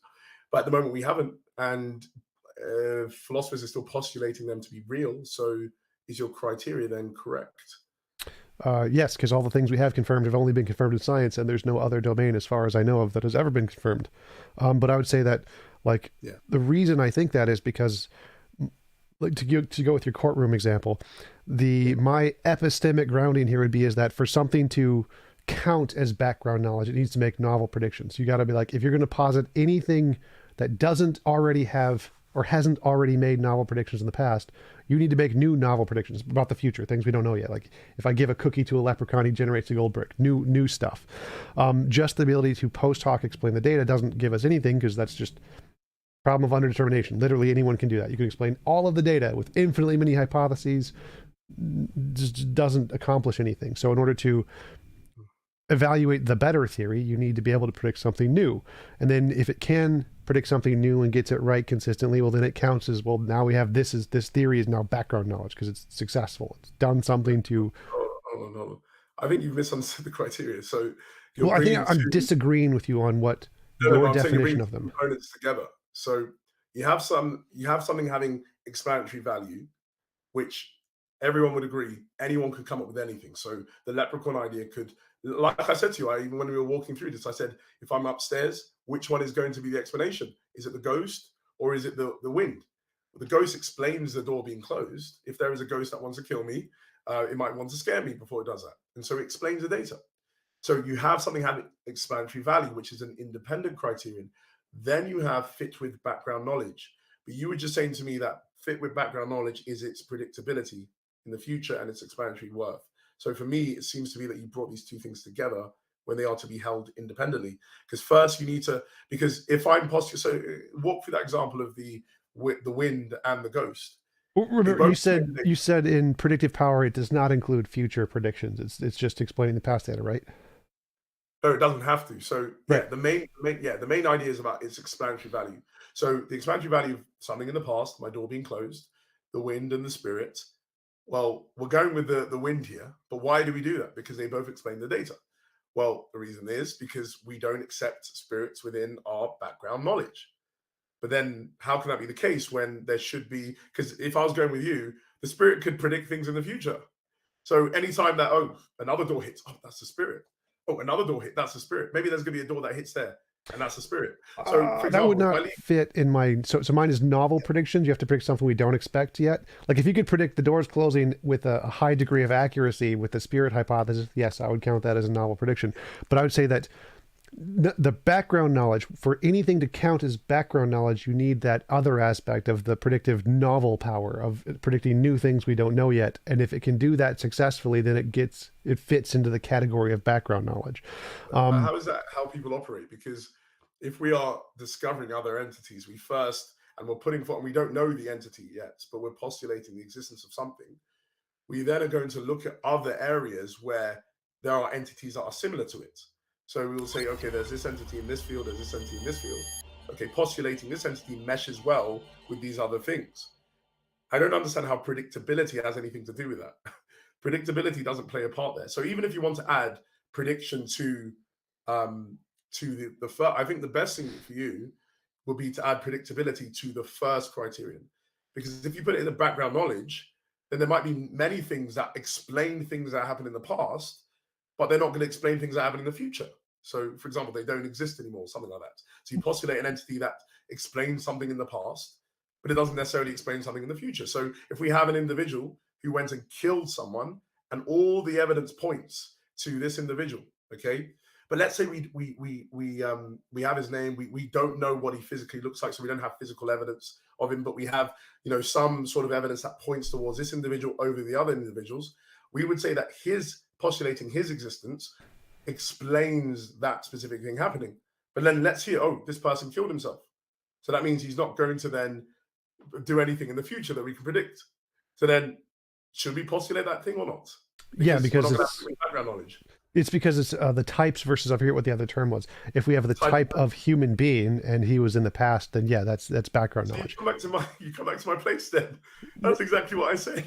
Right. So I don't disagree with all of the terminologies, but there are many that seem to be pretty obviously wrong. Like I agree that. Sorry for interrupting. I really don't want to be doing that. Sorry about that. Yeah, I was just saying, but you're literally doing that. So you are utilizing what I said in the past. And what we would say, yes, why we take this entity instead of some boogie monster doing it is because the type of entity that's postulated, human being, is something which we regularly take to exist in other areas of knowledge outside of this case that we're looking at. And so what I'm saying to you then is not to do with predictability, it's type fitting. Well, no, I'm saying that the type of human being has successful novel predictions that have been made, and so the type of human being fits background knowledge.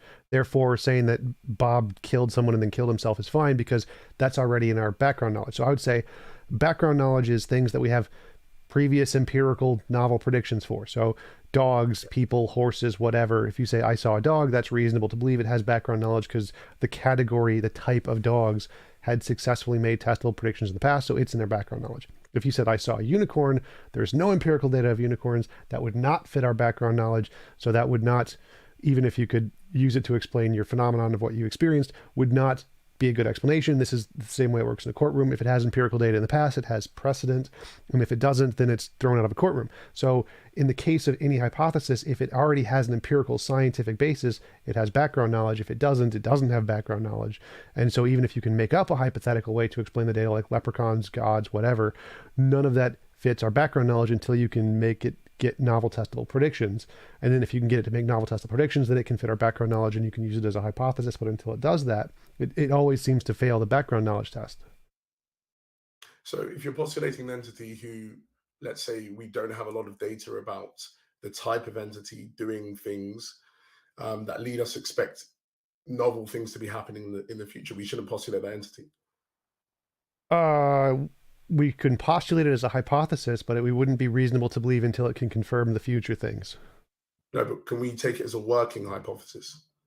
It depends what you mean by working hypothesis. Like so a hypothesis, I think you can make up a hypothesis for anything you want. No, it's an explanation that we're working with because it's the best explanation at the moment. Can you do that or not? I don't think so. I don't think it can be the best explanation if it's just a working hypothesis in that sense, because as we both mentioned, you can just make up any hypothesis to explain the data.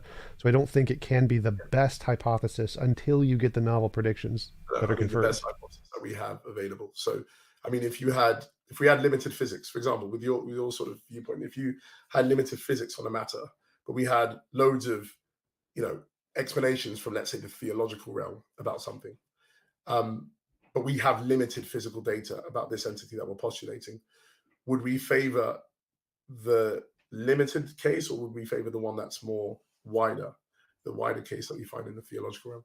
I'm not sure I'm understanding your question there. So what I'm trying to say to you is, my problem is that you are, I think, changing what the understanding of background knowledge is, because background knowledge is literally that simple, just to say, does this type of entity fit with other entities that we postulate and theorize about in other areas of knowledge? That's literally that simple. But now you've added another component, which normally isn't taken to be fitting with background knowledge, that also it shouldn't just fit, but it needs to have predictions in order for us to take it on board as something meshing with our background knowledge. So what I'm trying to say to you is, if that's the case, then you open up a lot of can of worms, because you could have spirits, for example, who are defined in a certain way to make literally predictions, but the predictions are better explained by the natural case. So, for example, let's say I have all my windows open, and one case was my door hitting, closing. Another case was my cupboard door closing, or something else falling off. Now, I could say, look, there's my explanation works because it explains my door slamming. My explanation also works because, look, didn't I bet my book, or my porcelain vase, which is on the edge, is going to fall over in a few minutes. I know it's going to, and then it falls over. And I say, look, the spirit did it there. Wouldn't that be predictability? But you would obviously say, but sorry, we have the wind being able to also explain that. The wind explains this. The wind explains it also happening there. But why we're taking the wind as the explanation and not the spirit or the leprechaun or whatever is because something like the phenomenon of wind fits a lot better with other things that we are theorizing with. Because the problem is, if you're going with your thoughts, the leprechaun does have predictability. But why we're not favoring it over the other one is because of meshing with other things in wider areas. That's why we just throw it out. And that's why you'll normally throw out an explanation where someone just gives a dragon or something like that. It doesn't fit with the type of entities that we take to exist, even though it could have explanatory value and even have some form of predictability. Or I'm pretty sure I agree with like everything you said there. Yeah, we prefer the wind because you're not predicting anything new. There's nothing novel about saying the wind will cause a door to close. So like if you could predict... No, I didn't say the wind will cause doors to close. I didn't say that. I said the leprechaun will. Right. I apologize. Yeah, so the door will close. The door will close. There's nothing novel about saying the door will close. Doors close all the time. That's a very common phenomenon. It's like predicting the sun will rise tomorrow. What? Yeah. Oh, so like if I said I believe in a leprechaun, if the leprechaun exists, the sun will rise tomorrow. That's not a novel prediction. You're predicting something we already know about. If there's some phenomenon that you're predicting that's a very common phenomenon that's already explained, that's not a novel prediction. For it to be a novel prediction, you have to predict something we don't know about yet, something that's not already explained by other data. So like if I said, I have a magical leprechaun friend and he will close all of the doors in my house on command, and I can give him a command and he'll close the door, and it happens every time with a high level of reliability, that would be good evidence of a leprechaun. That's okay, fine. That I can't explain that by the wind. The wind doesn't seem to follow your commands. That would be good evidence of a leprechaun. Just the doors closing would not be, because wind could already explain that. But if you have a novel prediction of some new phenomenon that we don't know what caused yet, and you can accurately predict the future of when and how this phenomenon occurs, that would be evidence of spirits or leprechauns or whatever. I'm totally happy to admit that. I'm happy to say, if you can make novel predictions and have a hypothesis of God or leprechauns or fairies, and it works to explain the future data that we can't explain yet, you have more evidence for your hypothesis than anybody else does.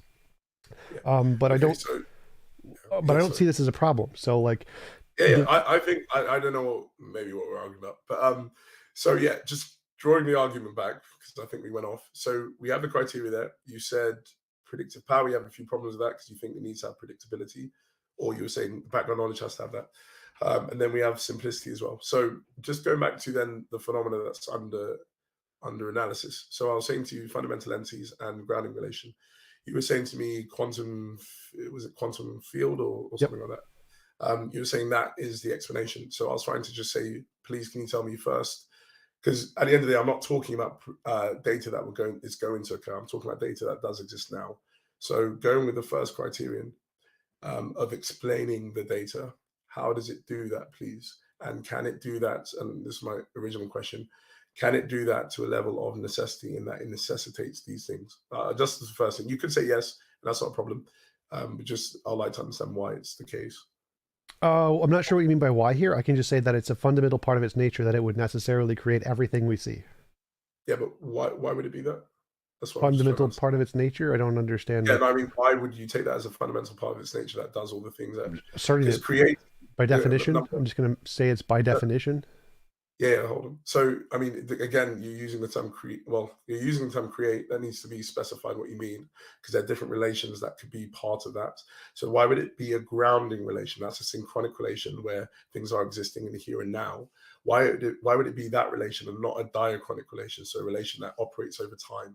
So, there's existing, and then over time it brings about this thing. Over time brings about this thing. Over time brings about this thing. Why would it be a synchronic relation, not diachronic relation? Well, the time thing, I think space and time are emergent from fields, so I wouldn't think it's. No, I I think don't have it's. a problem with it doing that. I'm just saying, why would you choose synchronic relation over diachronic? I can Why just would it pick it definitionally and say I'm going to pick this one. Like I don't see why. Like, hold on. well, So I'm apologies. Just to clarify, I'm trying to mirror your position. So it seems to me that what you've done is you just arbitrarily defined it this way, and you can do that with any position. So I don't see any problem with me saying I can arbitrarily define my hypothesis, whatever it may be, with the same definition. I don't see why we could yeah, test which one is more likely to correspond to the, what did you call it? Not the diachronic, or the other one? so synchronic. Synchronic. Like it seems like we could just apply synchronic to any hypothesis we want. We're just going to say it's synchronic, and then they all have equal qualifications to count as synchronic as the God hypothesis. I don't see any reason why quantum fields would be less plausible to be able to be called synchronic than a God would. It just seems like we're just defining whatever we want in that way. Yeah. Oh, well, I don't think it was analogous what you were saying. So, because I postulated the definition of God as this specific entity that would do these specific things, then independently of that, there's a working principle. And independently of that, there's an assumption which can be counted, but the assumption that existence is a good thing. So, given these three things, the definition of God is a being that would do good things if there is one. The diffusive principle saying that goodness of itself would be diffusive. And then the third thing, existence being a good thing, you just have them all together leading to there being these entities that exist in this way. So there is definition and two independent things. Now, I want you, if you're saying it's analogous to what you're saying, definition and then two working things that lead to these synchronic relations, so grounding and non-fundamental entities. Okay, definition is the definition of a quantum field, whatever definition you want to come up with, which has a synchronic relationship or whatever, and has I don't know what you mean by working principle. The assumption, it's an assumption. I can just make up the assumption that it has this nature or whatever. So would you like to clarify what you mean? Diffusionist principle. So I'll say the working principle. So definition, just understand. So definition, God omnipotence trope does good things. Then you have working principle, diffusionist principle. And then you have existence, so a third thing, which is an assumption that existence is a good thing. So these three things lead to the relation and the entities existing. So I'm saying, if you're saying you're mirroring this, you need to do the same thing. What is because if I define God as an entity who brings about grounding, or entity that brings about non-fundamental entities, then it will be doing what you're saying, but that's not what happened. There are three things working together. So if you can allow me to understand that, so you have definition and say quantum field, whatever that is, and then you have these two other things or whatever that leads to relation of grounding. So grounding relation specifically, and also the non-fundamental entities. Yep. Could you explain what does the diffusionist principle accomplish in this hypothesis? Just to. Sorry. What your working principle of diffuseness? What does that do? What does that add? So it just means if something's good, if something's taken to be good, then it's going to bring about other good things. So if you don't have that, so let's say you get rid of that principle. Then can you say that one more time? If something is good, it will bring about more good things. Goodness is diffusive of itself. So if something is good, then it will diffuse that goodness in certain ways. Okay, it will just manifest goodness. So if you just have, let's say, God, and you don't have that principle, then you can have a God who would do good things, and you can have good, let's say, existence being a good thing, but you don't have the idea that it will inevitably do good things. So it could just be having the character being a good person, but not actually bringing about good things around itself. So the principle is just basically saying, well, from given this principle, there is an entailment then that given that this entity is good, it will then bring about good things, which will include existence of other things. And so what I was trying to say to you with your sort of mirroring of this, you'll then have to show quantum fields, whatever the quantum fields are, then some reason why the quantum fields would be active in this specific way to bring about non-fundamental entities, and the relation of grounding with them as well, and not another relation or not another sort of thing. Yeah. Okay, so it seems like basic modus ponens. God is good. If something is good, it will diffuse. Existence is good. Therefore, if it will diffuse into goodness or something like that. So I'd say that the definition of the quantum field is it has the wibbly wobbly principle. My working principle is the potato diffusionist principle, in which something is wibbly wobbly, it will diffuse itself, and existence is wibbly wobbly. Therefore, the wibbly wobbly principle will diffuse itself into the existence. Yeah, Tom, you know that can't be serious. Well, I don't see any difference between what you did and what I just said. Why you see it's different is because, let's say we just go with your principle. Who has postulated that principle outside of you and outside of this context?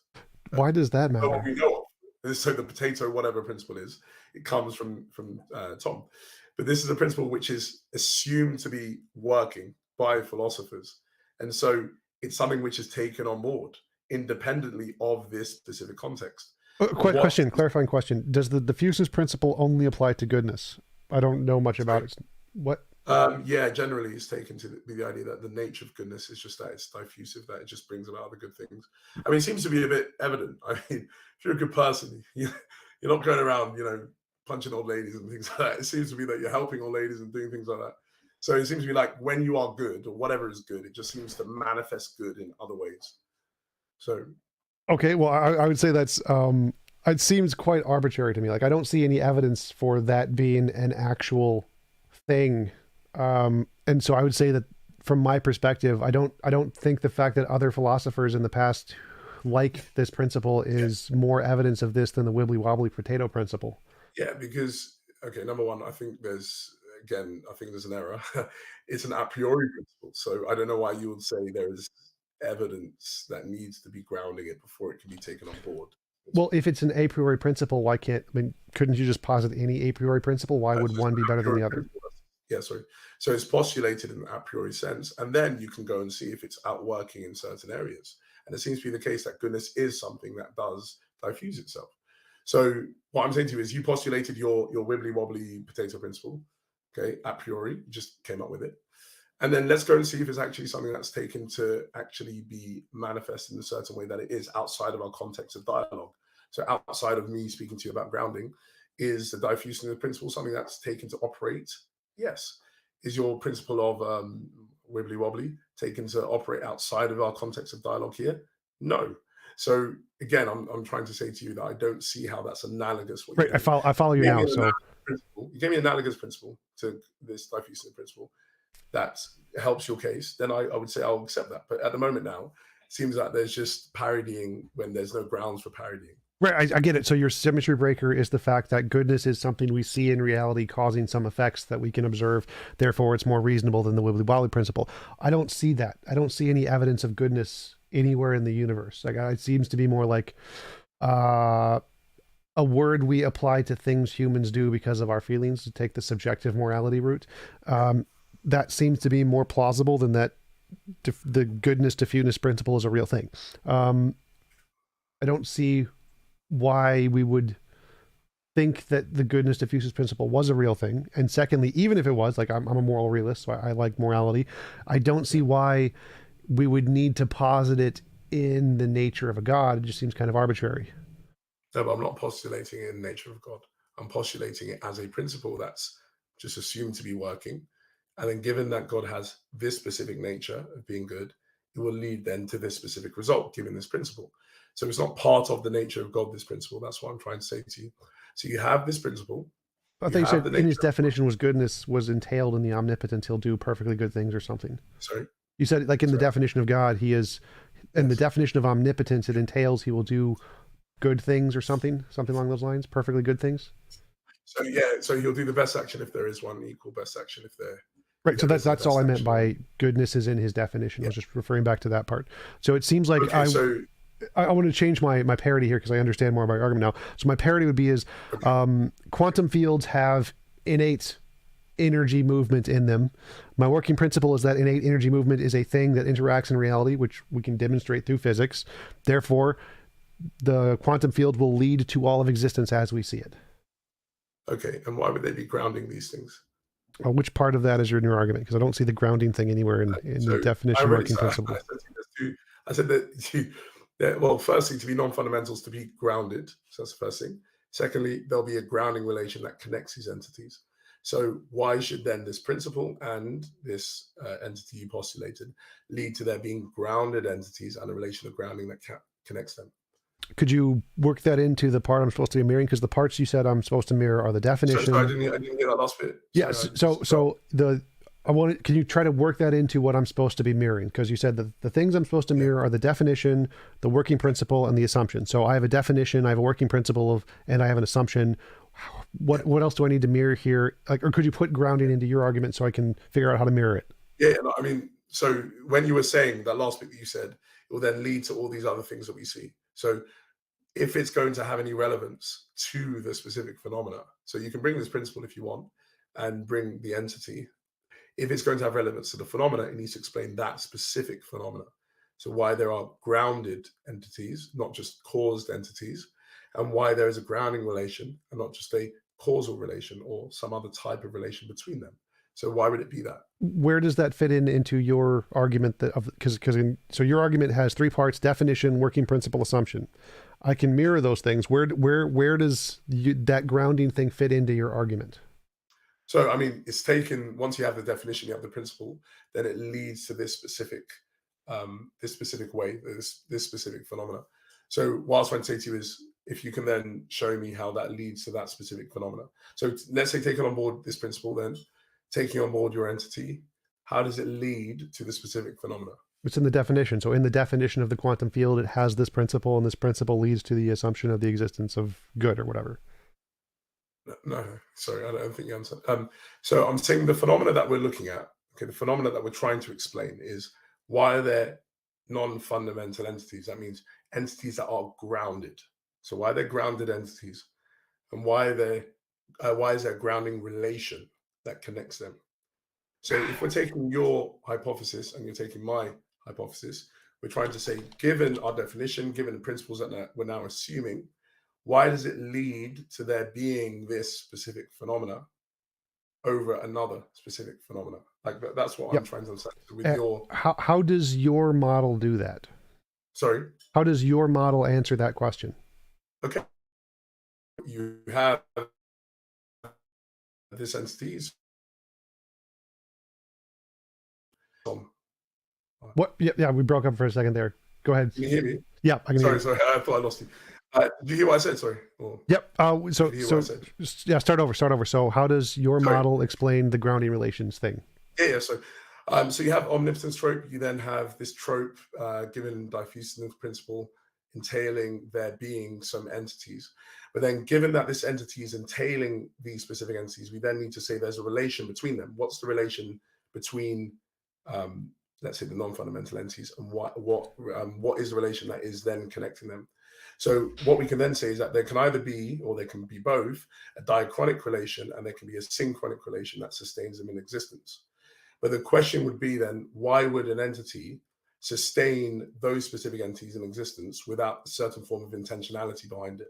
So what we then have is an explanation of intentionality playing a part in the sustaining of this specific entity. So it being a sustaining action, you will then have a synchronic relation in play and not just a diachronic relation. Because it could be, for example, if we took diachronic, it could be, okay, this entity just brings out good things and then kills them or destroys them, and then brings out good things and destroys them, brings out good things, destroys them. So what you'll have is diachronic over time. There are the existence being sustained in existence. So what I was trying to say to you is we can have that with the intentionality idea here with this specific trope. But something that's non-intentional, why would it be like that? Why would it not be quantum fields just bringing these things, boom, and then going out of existence, boom? And so you have diachronic, but you don't have synchronic.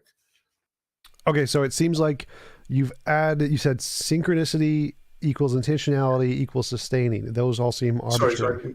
Sorry, that last part I didn't hear. Sorry. Yeah, so you brought up three new terminologies: synchronicity, intentionality, and sustaining. And those are they all connect or follow in some sense. Those seem to be arbitrary to me. It seems like you're just adding in new definitions that I could just replace with a different principle, the woogly boogly principle, instead of intentionality, and say that synchronicity is a result of the woogly boogly principle, which equals sustaining. And why would that be any less plausible than your insertion of intentionality there? Because it's entailed from this. So, I mean, what I was, I think it's something that you didn't show me, you didn't explain to me before, is when I've run through this argument, I've said omnipotence entails this, entails this, entails this, entails this. Being omnipotent entails intentionality. So it's not just a ad hoc thing to say, oh yeah, you know what? I want to explain the data, so I'm going to bring in intentionality. I'm going to bring in this, I'm going to bring in that. But what's happening with your parodying argument is that you're literally doing that, because you're not showing why then this wobbly wobbly, whatever thing it's called, entails all of these things. It just follows from the nature of these things. Because I'm not defining and saying omnipotence trope, who is perfectly good, perfectly this, perfectly this, perfectly this. I'm saying being omnipotent leads to being in this specific way, leads to being in this specific way, leads to being in this specific way, just from being at the base level omnipotent. So just from being the base level of quantum field, how does it lead to all these other things? That's what I'm trying to say to you. Right. So what you mentioned before is that you don't see how the wibbly wobbly principle entails intentionality, and I don't see how omnipotence entails intentionality. So it seems like it's just an arbitrary assertion that you've given a noun, omnipotence, and then you've defined it as entailing these things, which seems arbitrary. I don't see omnipotence as entailing any of the other things, omniscience, omnibenevolence. I don't intentionality, but it seems like.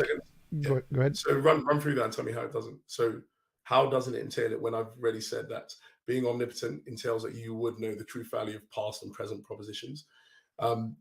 Which would you agree with or not? So we can walk through them. No. So I would say that'd be like omniscience. Omnipotent just means the ability to have the power to do all logically possible things. Essentially, you don't need to know anything for that. Just having the power to do something. How would be exercised? What? How would the power be exercised? You don't need to exercise it to be omnipotent. The power to do something doesn't necessarily mean you do the things. It just means you have the ability to do the things. Okay. So for example. Sorry. Yeah. So just because I know what you're going to ask. So like you imagine a God who's asleep. A God who is asleep has the power to do everything, but he's unconscious, so he's not doing anything. Just so you're saying it's the ability can be dormant. That's what you basically say. Yes. You don't have to exercise it. So you can be omnipotent without omniscience. But then would it have the ability to go and exercise something if it wanted to? Yes. Just not exercising. So then how would it do that? So for example, if you have this dormant God or this dormant being that's omnipotent, that then wants to go and create a world, how would it create a world if it doesn't know how to do that? Or let's say, a better example would be create a third world war. Is that possible? I'm not following. So if it's asleep, it's presumably not wanting anything. It's asleep. So would it have the ability to do that? Yes, it has the power to do so. So it have the ability to create a third world war. Sure. Okay. Now, would it also have the ability to form the intention to do that? I don't understand the question here. So would it have the ability to form the intention to perform that specific action? The ability to form, it has the power to do so. Yes. So yes, it has the ability to do so. Okay, good. Yeah. So then it leads then, so if you're following what I'm saying, if you have the ability, for example, to let's say, create a world or do something like this, but it's dormant. Okay, so it's not exercising at that moment. The question was, does it have the ability to exercise those things and form the intention to do that? Yes. And we would say yes, because it has no limit to its exercise of power. So the question is then, if it just could stay dormant, could it stop itself from staying dormant? Sure, it has the power to do so. Yes. And so if it could stop itself from staying dormant, then how does that not follow that it won't be dormant? Sorry. Well, having the power and exercising the power are two separate things. So having the power to do so doesn't mean it's going to do so. But then you've opened up yourself to saying that it could want to exercise this specific thing. Because if it has the power, it could exercise the power to want to do the things, but the wanting and the exercising are two different things. So, for example, you can have an omnipotent thing with no consciousness whatsoever, just an omnipotent field. Okay. Really? Yes. So it can do anything logically possible? Yes. It has the power to create any logically possible state. Yes. Okay. So can it think? It has the power to create a mind where it could think. Yes. No. So can it think itself, not create a mind to think? It has the power to create a mind for it to think if it wants, or if it can. So yes. Those are two different actions. It's saying, can it think and can it create a mind that enables? Those are two different things. So it's logically possible for something to think. So then the question would be, can it think, or does it have to create a mind to be able to think? I don't see those as different. Like if you ask, can God think? He has to create a thought to think it, right? So I don't see those as different. Like if you didn't say create a thought, I didn't say how he forms the process of thinking. You were saying he has to create a mind. Whatever this thing has to create a mind first, then it creates the thoughts, and then it's thinking. I don't see the difference. Sorry, I don't see the difference. Like God creating a thought out of his thinking power, and the field creating a brain, creating a thought. I don't see the difference. Okay, so can it have same thing? Can it then think without having this specific mind that you've postulated? Can it think without doing that? I guess so. It could create thoughtness stuff, like idealism, I guess. Sorry. As a physicalist, I don't think that's possible. But if it's logically possible, then yes, you could. The field has the power to generate thoughtness stuff. Yes. So can it think without creating something? So without creating, so not creating thoughts or things like that, but without creating something that enables it to think. Because those are two different actions I'm trying to say. So you're talking about creating something and then it being enabled to think. And then you're talking about thinking itself, it being innate to itself that it's thinking. So, I mean, we can obviously say my table in front of me, okay, is inanimate, it doesn't think. And then, but even to, so one second, I'm even trying to understand it. So to even create something to enable it to think, it has to think. No. So how not so? Well, quantum fields, you could randomly generate the brain in a vat, or no, the Boltzmann brains. But whether or not it actually thinks or intends to create it doesn't make a difference to its power to create. It has power to create whether or not it intends anything. The power is the same. Okay, so then how would it exercise those things? So my question is about exercising. So my issue isn't so much in... Yes, apologize, just to interrupt. Whether or not something can exercise is irrelevant to the amount of power it has. So the amount of power, its omnipotence is there, whether or not the exercising is there or not. So it doesn't make a difference whether or not it exercises or the means it has to exercise. That seems to be like a completely separate question. I don't think so, because what I'm trying to say, I think how we were led here was through the omniscient sort of issue, if I'm correct. So that bringing about, like I was saying, the Third World War, bringing about something that's contingent upon the past, it would seem to be the case to be able to exercise that specific action. It would need to know that there has been a Second World War or a First World War to be able to do that. So what I'm trying to say to you is that they will need to know the propositional value, the truth value, sorry, of these propositions of things occurring in the past to be able to exercise that token action instead of some other token action. So that token action amongst the type of actions it can perform. I'm not following. Yeah. So like a quantum fluctuation in a nuke in Russia causing it to explode could start World War III just fine, and the quantum fluctuation has no knowledge of World War II. Yeah. So when we're talking about it's actually exercising its power, it's exercising its power in that specific way to that specific token. So it being able to, let's say you have the range of actions that it can perform, it's choosing, or let's not say choose, unless you're saying in your definition you have choice or something like that. So you have these range of actions, and it's performing that action over another action. It will need to know that if it's going to exercise this specific thing, so non-intentionally. So you're speaking about things that are non-intentional. We're assuming to be. So I don't think you're assuming now these things are intentional. So these things are non-intentional. If it's having that action in its range of action over that specific action, how would there not be some form of intentionality that allows it to choose that one over the second or third one? Like, are you asking, does it have the power to create a choice, essentially? And then I would say it can create consciousness. It has the power to create a consciousness in itself, and then make a choice. It just doesn't do it. So if the field has the power to create a consciousness in itself and then make a choice, like I want to start World War III, have an intention of some kind, it has the power to do so. It just didn't do it. Okay. So just with all of this, and I don't know if we're arguing so much in a point that we actually that far apart. So, okay, if we take then whatever this omnipotent field. Now field. And so is that what you're saying is the thing on the table? omnipotent. Yeah. So my argument is that you can have omnipotence without omniscience, and so there could be an omnipotent field with no knowledge. It has the power to create a brain which has all knowledge. It just doesn't, and so it has omnipotence just fine without omniscience. Okay, so then how would that then, taking that, so accepting your thing and I'll accept my thing, and let's say how are we then going to say it leads to that specific data that the grounding data? Grounding data, grounding entities, grounded entities, Right, so I'd say the synchronicity is entailed in the wibbly-wobbly principle, which is by definitionally in this field. So sorry, I didn't, that last part I didn't.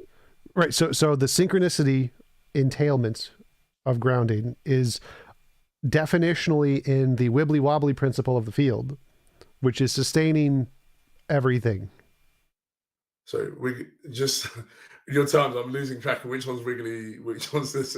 So I feel the exact same way about your theory. Yes. No, I'm trying to understand. Are you talking about the explanation, or are you talking about the principle? Just so I understand. So you're saying it's in the explanation. I'm not sure. So I'm just trying to go back to your terminologies.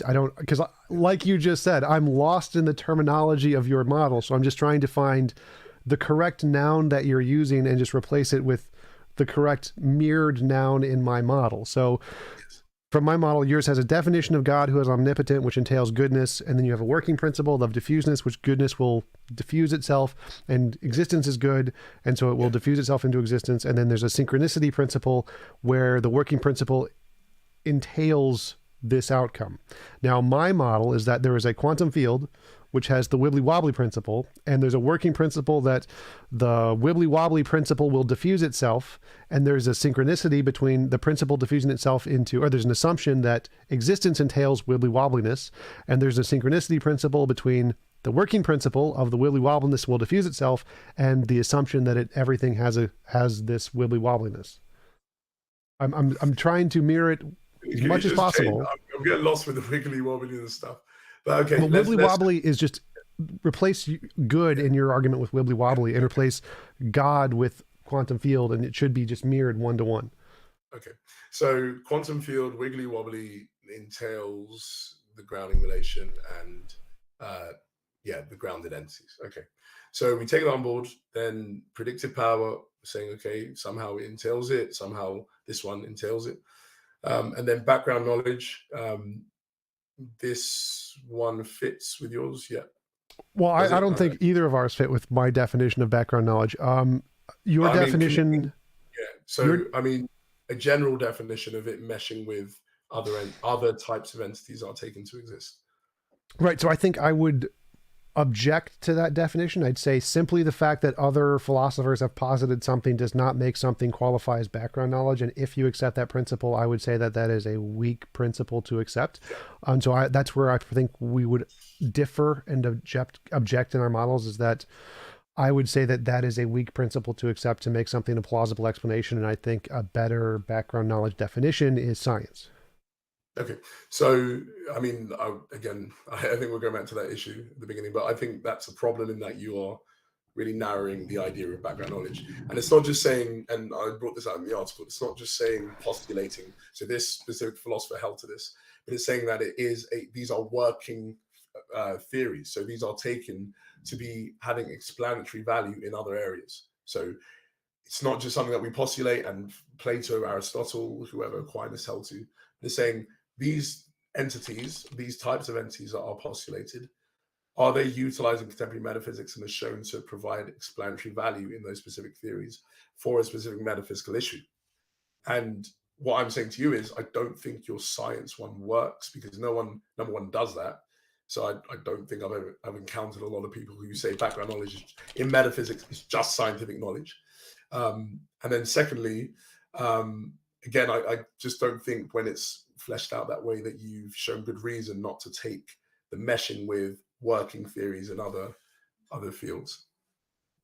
Okay, so what do you mean by working theories, explanatory value, and science would not fit either of these things? Okay, so I don't know. Have you seen the paper? Just so if not, it's not a problem. Yes, but I don't remember it. You might not remember. I don't know if you have it in front of you. Okay, so. So you have this idea of tropes. Tropes, number one, like I was saying, is affirmed by philosophers, but Oh, that's what I'm asking about. So I'm asking about like, what is your standard of affirmed by philosophers, what makes something a valid working theory or having a valid explanatory value? Like, how do we establish a theory that qualifies as these things versus one that doesn't? To me, that's where I brought in just other philosophers accept it. That seems to be the criterion. What is the criterion for these things? Okay, so for example, like I was saying with tropes, so we have, let's say, perennial debate, realism versus nominalism when it comes to this idea of properties. Tropes have been postulated and held by a lot of philosophers because they seem to have the value of giving us some form of property realism, and that tropes are able to function as things that are universal like entities without postulating universals, which can be problematic. And so you have, let's say, a very important sort of understanding of this idea of realism and nominalism when it comes to properties. So philosophers will postulate in that specific way. And off the top of my head, I can't remember the philosopher, but I think I brought it out in my paper. So tropes have also been brought up in specific areas. I think, if I'm correct, in general theory of relativity, I think tropes are brought in by a philosopher to help clarify a certain debate within it.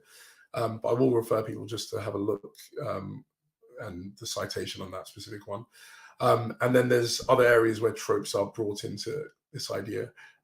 So even an idea of understanding what, at a metaphysical level, things like quarks are. Philosophers like Peter Simmons will say that actually the best understanding of this, if looking metaphysically, is that these entities are trope-like entities. They're not, universal-like entities or other types of entities. So there is, and that's just a snapshot, but there is more. So I do say to your audience, if they can access the paper, do go for it, because there are different areas that I say that it's not just philosophers holding to it, but they're utilizing it for their theoretical worth. And that's why they're taken to generally be accepted. Well, I don't think I wasn't objecting to tropes. So like I can grant tropes and just say the wibbly-wobbly principle is a trope. So I don't have to object to tropes there. Yeah. But how would it be a trope? Sorry. What do you mean? I mean, you have to run, as I did in the paper, you have to run through what makes a trope a trope. So tropes are abstract entities, particularized natures, so they're identical to their nature. And then you'll need to run through each of those things to try and show how it's a module trope as well, how it's a modifier trope. So, I mean, there needs to be argument given there for why there's a specific conception that can be taken on board. Because you could just easily say, because I mean, someone even, who's of a theistic disposition could say, well, actually, why are you taking God to be a trope when he's defined normally as this? And I'll say, actually, God seems to fit into the category of something that's a trope when we look at the understanding of God and the understanding of a trope. But then I'm saying to you, with the wiggly wobbly principle, why should someone grant that entity is a trope? Well, why would it be required to be an abstract entity? Like I would say that depending on your definition of metaphysics, abstract entities could just be a human definition that corresponds to something physical like a field or whatever. And so it doesn't seem required that tropes have to be ontologically abstract objects. It could be more like a trope is a label we've defined, which is abstract, which corresponds to some non-abstract concrete thing. Sorry, so abstract, as in the trope theoretic case, is not defined as abstract in the way you're saying. So I understand abstract, you're saying an abstraction of something. Is that the way you're seeing it? Yeah. So tropes aren't understood in that way. They're actually concrete entities in that specific sense of abstract concrete distinction. But abstract just means that an entity that doesn't comprise its whole location. So for example, a table you have in front of you, that's not a trope and it's not abstract because it comprises its whole location. But when you have a trope, tropes are things that can form into compresent bundles. So you can have a weight trope and a color trope and all these sort of tropes compressed together to make a table. So D.C. Williams and Keith Campbell and other philosophers who, sort of brought trope into the contemporary literature said that actually abstract is understood in that specific way and not in the way of an abstraction. So it's not understood to be an abstraction, if that's what I mean. I have no idea what that means. I don't. Go look up. It's not my own stuff. Go look up D.C. Williams. Go look up Keith Campbell. And that's the way. So it's a misconception when the term's used abstract in a trope theoretic case. It's not to do with an abstraction. It's to do with, I was just saying to you, something that doesn't comprise its whole location. So an entity that's concrete in that specific sense is one that does comprise its whole location. And the reason we should accept this is because other philosophers accept it. We're going to go back and forth on that, but you got to go with the working definition of tropes. So if you want to take it up with me, you can take it up with me, but take it up with the people who came up with the idea of a trope in the contemporary literature. I'm just repeating what's been... Right, so I'm going back to the question of why should we accept tropes in this definition as background knowledge just because other philosophers accept it? Because I don't think it's required. No, I didn't say that to you. So I'm asking this a question. I'm asking. Is that the reason? Sorry. Yeah, sorry. Can you just repeat what you said? Yeah, why should we accept tropes as background knowledge with this definition of trope? Okay, because these specific entities play a part in our theorizing within metaphysics. So, for example, like I was saying to you about that realism-nominalism debate, it is tropes understood in this specific sense, which are playing that specific role. And that's why they're understood to be tropes. And so, yeah, I would just say to you that it's playing a role in other areas of metaphysics, and it's taken to be a working explanation of certain issues within debated fields in metaphysics. And so that's why it's taken on board as background knowledge. But yeah, so I mean, normally I would say to you that that's what I think we agreed with in part that meshing, the type of something meshing well with other types of things is part of background knowledge. And so it's the idea that the type of entity which God is defined as being is a trope, and then tropes are entities which are taken to be things which are widely theorized about and utilized in an explanatory, fruitful way in other areas outside of our discourse. And why can't you just make up different tropes like wibbly wobbly trope? Because then you'll need to show me how it has those specific characteristics for it to be a trope. But if I could do that, then it's fine and it's equally as good as God. But then there'll need to be reasoning behind that. So there needs to be reasoning why it is, because we'll lose an understanding of a field. So the more you make it into this wibbly wobbly sort of fictional thing, the more we'll lose an understanding of what it is as a field. So then you'll have to drop field out of its definition. So I don't know what you mean there. So I'm saying, okay, we have an understanding of, or whatever understanding we're going with the field, and then you're adding other things to then fit with this specific idea. But then by it fitting with this specific idea, we will then seem to lose what we are meaning when we're using this specific word of a field. So I'm saying what you'll need to do is show how a field as defined in a specific way fits all of the criteria for being a trope defined in this specific way. Right. I mean, so you're saying that there's a contradiction in that sense, and a field can't be a trope for some reason. No. Yeah. So I'm not necessarily saying that. I'm just saying it will need to be shown how it does fit this. So we'll need first a definition of a field, whatever working definition there is, and then need to walk through each of these things and say how a field understood in this specific way fits with each of these things that makes it into a trope.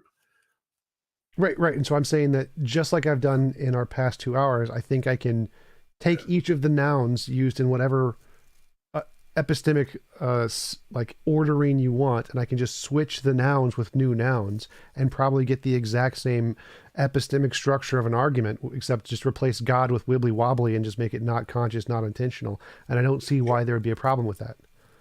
I mean, the problem would be is because you'll be losing, again, just repeating what I said, you'll be losing what we have already agreed to be whatever definition we have. So if we're going with this understanding of a field, which I think you were saying you want to have that. So you have a specific understanding of a field, okay, that we're assuming. Then does a field fit with the criteria of being a trope? Would it do that successfully? If it does, then you can call it a trope. If it doesn't fit with it, then it'll be an ad hoc supposition to go and say, well, I'm just calling it a trope anyway. So what I'm trying to say to you is the way that it's been is that someone could say, well, does God fit with this idea of a trope? It seems to be the case that the understanding of God that we have does fit with these specific criteria for being a trope. So, yeah, I mean, my main thing was, we'll lose a hold of the first thing that we've already agreed with it being a field if we're then adding all of these other suppositions to it. That's what I'm seemingly postulating. But it will need to be shown. It will need to be shown. Right. That's why I asked you, can a field do those things? Could it potentially? Well, I don't know. It's your postulation, so you'll need to show me. Well, I don't know what the definitions of tropes are. I don't know what all the criterion are, and I don't know what all the terminology is there. But I would bet that I can do to all of those terms and every single one of those criterion exactly what I've done in the past 2 hours flip Yeah. the nouns and find a new property that is equally as justified to qualify, because to me it seems arbitrarily, definitionally you're just making up new terms to fit the hypothesis in the way that you want. And so I imagine if we went through each and every one of those criteria, and I could do the exact same thing I've been doing for the past hour and just mirror it one for one and show that you can just get the exact same hypothesis or exact same level of epistemic justification for a hypothesis that is completely separate or divorced from the God concept, because all it is, it seems definitionally like what we've been doing for the past 2 hours. Yeah. I mean, at the end of the day, it hasn't been shown, so I'll wait for you to show it to me to be the case. And then, because I mean, obviously I can imagine it not being so, that you won't be able to show it. So we'll just have to say, for then argument's sake at the moment, I don't think there's grounds for taking this field to be a trope. Yeah. So I would ask, if you have time, could you find like anything in the definition of trope that you think would not be, or the best candidates for things that could not do that to?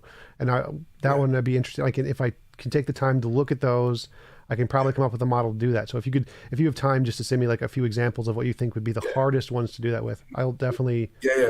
If you can go with, so in my paper, there is or I'll send you a paper where I explicate sort of the contemporary notion of a trope quite fully. So it's on Divine Simplicity one.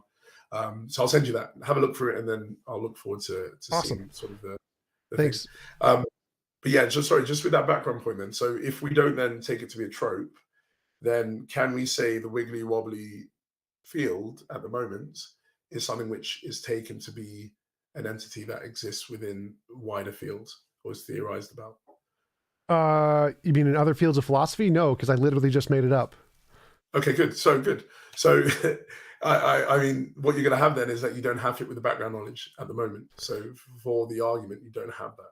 Right. But I would say that just the fact that other philosophers like the idea doesn't make it qualify as background knowledge. I would not accept that as a sufficient reason to accept it as background knowledge. So it's not other philosophers like it. It has a theoretical role. So, I mean, the same way, for example, if I have a postulation in physics, it's going to have a theoretical role. Maybe the role of physics might be predicting data or things like that, or meshing with our observations, but it's going to have a theoretical role. And so does this postulation that I'm giving have meshing well with other things that are taken to have a theoretical role in the field of physics? We would take that as being something that's quite important and not just something completely out of the picture there. And so what I'm saying to you, if it doesn't fit with metaphysics, and we're looking at metaphysical data, so not physical data, we're looking at metaphysical data, how can you say it has fit with background knowledge then? Well, I'm not seeing the difference between has a theoretical role and philosophers like it. What is the difference between those two things? Because it has explanatory value. So, for example, tropes I was just saying to you before, tropes are taken on board in the nominalism, realism issue because they have explanatory value in giving us what we want for universals without the baggage of universals. And so philosophers like it because of that. It's not philosophers like it first and then they're just postulating that. They're saying, actually, we have these ideas of tropes. We can get nominalism, but we don't have to have all of these universals around, and we get all of the things that universals give us. So it has a theoretical role. So I'm trying to ask you, whatever field that you're postulating, what theoretical role would it play in other fields? I'm sure I could make up some. I don't think it seems to me like I'm making up things. That's the problem. So you're making up. I'm not making up. Well, I think the tropes are literally just made up things. I think those are made up things. Those are things philosophers have made up, and I don't see them as any more plausible than other things that other philosophers could make up. I don't think that because tropes were made up in the past and people like those made up things that they're better than the wiggly wobbly made up thing just because it was earlier. Yeah.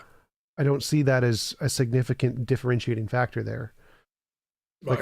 So I would argue that I can probably make up an alternative to tropes, which is wiggly wobbly, and just change some of the properties around to do the same thing, or reject some of the properties in tropes and say this is a better thing, the wiggly wobbly thing. Okay, but if it has, I mean, obviously it's silly because obviously the name itself is silly, so that's why it seems to be a silly thing.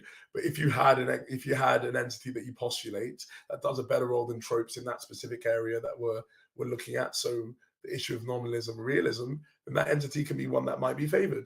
But obviously, because it's a semantic issue that you're bringing up, because you're bringing up wibbly wobbly, it sounds just silly. So obviously, whatever you're postulating is going to be a silly explanation. but that's how we operate in philosophy. We would bring forward ideas and we will try and say, does it explain the things that we take to need explanation? So things bearing properties, it seems to be quite basic to the fundamental structure of reality that entities bear properties. So bearing properties, what are these properties? And then you have the debate. Are they universals? Are they tropes? Are they something else?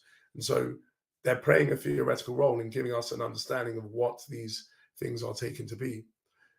So I don't think you've given me something outside of a semantic argument at the moment, because you haven't postulated, firstly, an entity that is taken to be something that's existing in other areas and theorized about and not just liked by philosophers, because I'm not emphasizing that point. I'm emphasizing it having a theoretical role outside of our discourse. So firstly, it has to do that. Secondly, then when you take that on board, you will then have to say, well, does it have value in that specific context? Do these entities, are they taken to have value? And can they even shed light on other areas? So I was saying to you, I'm so sorry that it does leave my mind, but it's in the paper. But the philosopher I'm speaking about is showing how tropes actually have a part to play in explaining at a metaphysical level the sort of issues with general theory, relativity, and other things like that. So tropes are playing a part in our metaphysical theorizing. Are whatever you're postulating is a type of entity playing a part in that? I haven't had a yes answer from you, and I'm not seeing then how you have this fit with background knowledge, keeping into account that we're talking about metaphysics and metaphysical data. If this was an argument again about the cosmos, and fair enough, I could say, well, of course we're going to take into account what scientists say about things.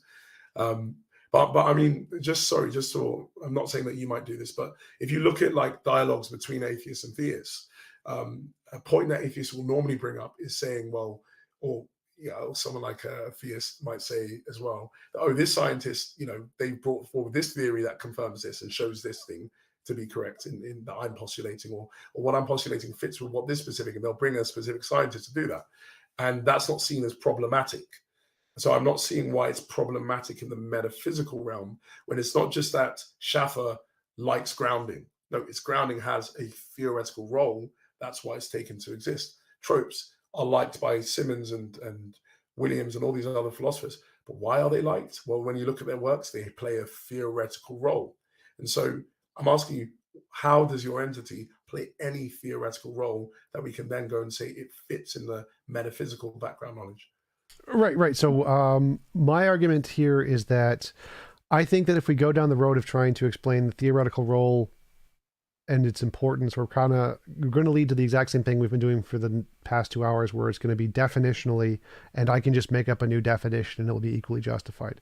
I think that the theoretical role as a criterion of whether something becomes qualified as background knowledge doesn't count. It's just a weak principle. I think that what counts as background knowledge is, again, I'd go with the science. Science counts as background knowledge. And the reason we can say I bring up this scientist and his work is not because of some theoretical role, it's because novel testable predictions. There's science that backs up that claim that we can do in a lab and repeat it. And that's why we take that seriously, not because it plays some theoretical role in explaining something. And so my main objection to these kinds of arguments would be that I think that if we continue down the same path of mirroring linguistically all of the different words used in the argument, we're probably going to get to the same thing, because the whole point of what I've been doing is to try to show that there's no symmetry breaker between a hypothetical just wibbly wobbly principle and a goodness principle of a God, because you can always just make up new definitions and there's no way to differentiate which one's the real one and which one's just something people have made up.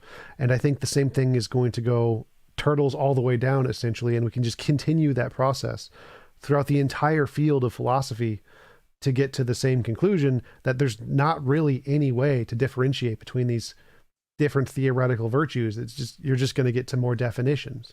And so, like, if you could give me like one example that I can look at, we'll have to do it later because we've been going for about 2 hours, but one example where that doesn't work. Give me one example where just the definitional thing, I can't just mirror it and get a one-to-one correlation. That would be a good argument for me to really delve into and look at, that I could take a little more seriously, because all of the theist arguments I've talked to, I can just mirror one-to-one with a new definition, and I've never come into a problem with this method. And so if you could give me that example, like you said, you're going to send me a paper, I'd love to look at that. But to me, I don't find these arguments compelling because I've always been able to mirror it. No matter how far down the rabbit hole we go of definitions, I'm always able to mirror it one-to-one, and there's never been a symmetry breaker. So sorry. But then I'm trying to understand how your arguments are anything different from a semantic argument, because the referent is still the same. It seems to be the same, but it's just the referral term that you're using is just different. So wibbly wobbly principle, all these sort of things have the same characteristic as your entity here. What difference is there in the reference? There just seems to be a difference in the referral term. So how is that anything of substance outside of semantics? Well, I changed the property, so it's not conscious. There's no goodness, no omnipotence, or there is omnipotence, there's not omniscience. So I just usually change one or two of the properties that are assumed in the quality of the God. So if it's not conscious, not God. If it's not omnipotent or not omniscient, not God. So I just change one of those properties, and it seems like with the changed property, I can mirror everything and still get it to work one-to-one. Okay, so but then you have that with one specific criterion, and I have no problem, and that's why I'm not arguing a lot for predictive power, because predictive power is something which can be had literally by anything. Like I said to you, the ghost and the wind. In fact, and I don't think you said it will be like that, but you haven't shown it to be like that. So at the moment, at this present moment, I don't think you've shown that actually whatever entity that you put forward has better fit with the criteria. It might have equal fit when it comes to predictive power, but then if you're deciding between them when it comes to background knowledge, and we won't have time and we haven't looked at simplicity, so we can maybe leave that, but just going with background knowledge, you haven't shown it to be the case. All you've done is just saying, actually, I like the background knowledge when it's just focused on science. But what I'm trying to say to you is, how would that work within a metaphysical field? Because then that would say we cannot do metaphysics, because a lot of entities aren't studied by the natural sciences. And so, but that's not, and the problem is correspondence to actually practice in reality doesn't seem to be the case. That's how the way people operate. It seems to be the case that people operating the way I'm saying, that actually the domain of metaphysics should be determining what's in the background knowledge, and not necessarily in the domain of science, which in the metaphysical picture is only a pocket of that. And so I'm trying to understand why I should take what you're saying to be the correct sort of zone for background knowledge. Oh, yeah, so, just with the semantic argument, it's maybe worked when it came to predictive power, but it hasn't been shown for fit with background knowledge. Right. And so my argument is that I can do that for every single one of your criteria, and I can go down the list and show there's no symmetry breaker. And I agree it's a semantic argument, because I think that's the same of your argument and most theist arguments. They're just semantic arguments. They're just definitional, which is why you can just mirror them. If it's just semantics, then you're going to necessarily be able to mirror them one-to-one always. And so I think that can't be the case when it comes to this, because when we have, and there are postulations of entities that are fundamental to explain what I'm trying to say that needs to be explained. So the non-fundamental and the grounding relation. There are entities that are postulated. Schaffer does that throughout his work, and Simmons and others, to say, actually, this seems to be what we should say are the absolutely fundamental entities. But if it's just semantics, then we should be able to change between them and the other God and what these entities are postulated, when they are clearly seen to be things that are not. But where the semantics comes in is because you're just postulating an entity that actually, if it does fit with background knowledge, doesn't seem to be the case that it's different from what's postulated by the theist in this specific case. Well, because what I was trying to say to you is, it wouldn't be conscious. Like, again, there's no consciousness there, so and it doesn't have omniscience. So those would be like the. So you've had the predictive power, but then if we're going to take this to be a live option, you will need to show that it's a field that is a trope, and that hasn't been shown. So then why should I take your entity to be semantically the same as this specific one? Right. So my argument here is that with the tropes, I'll be able to do the same thing I've been doing for the past 2 hours. So the past 2 hours, like, we went through your arguments of the definition, the working principle, and the assumption, and then also the synchronicity thing. So you had those 4 criteria, and I demonstrated I can mirror those one-to-one with a non-conscious entity. And so just like I could do with those 4, I'm probably going to be able to do the same no matter how many criteria you add. That's my argument. So it's an inductive argument. So it's an inductive saying, just like I did those past ones, I can do all of them. Okay. Yeah, I like the confidence. But I mean, if it's an inductive argument, then I'll ask yourself then, why aren't fields taken to be tropes generally then? Because it can't tropes just be aren't that taken seriously in physics. No. So I'm saying in metaphysics. No, I'm saying no. I'm not saying in physics. I'm saying in metaphysics where tropes are affirmed. Why outside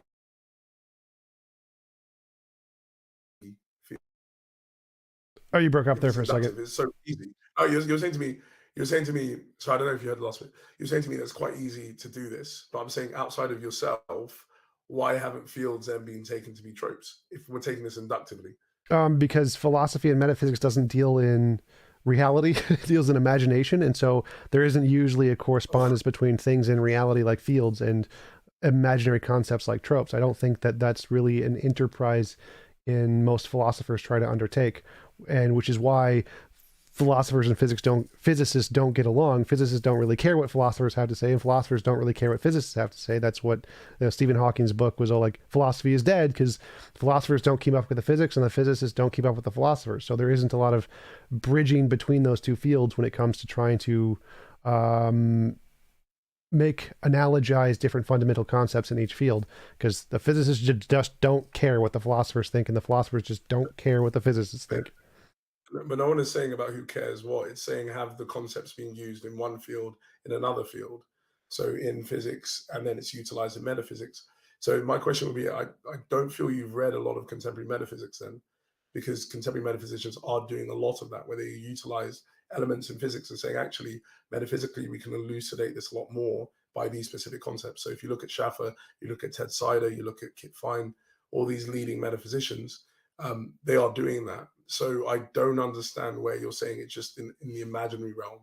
I think it's just a form of scientism that's been assumed, but metaphysicians don't assume your form of scientism. So I don't think it plays any part. Because at the end of the day, this argument is trying to say from metaphysical data. So you can, one way you can just say the argument you don't like it is because you don't like metaphysics.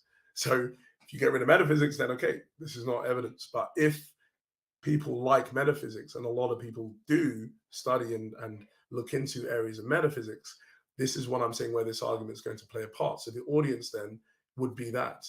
But yeah, so I don't see your problem. I see the problem is only grounded and rooted upon your disdain for philosophy or metaphysics. Sort of. You keep on saying imaginary, when actually if philosophers aren't saying they're imaginary. I don't think you have grounds to just say this is reality just because it might be empirical makes something real. I don't think just something being empirical makes it real, or being able to be assessed in that specific way. So I'm not getting how you've shown the argument itself to be wrong, because yeah. Yes. Right. So I think that that's partially true, and that my disdain for metaphysics comes from the fact that no one's ever demonstrated metaphysics could be useful for anything or discovering anything about reality ever. Like, it all seems to be semantics. It all seems to be definitional, which is why I can just mirror any argument as far as I can tell.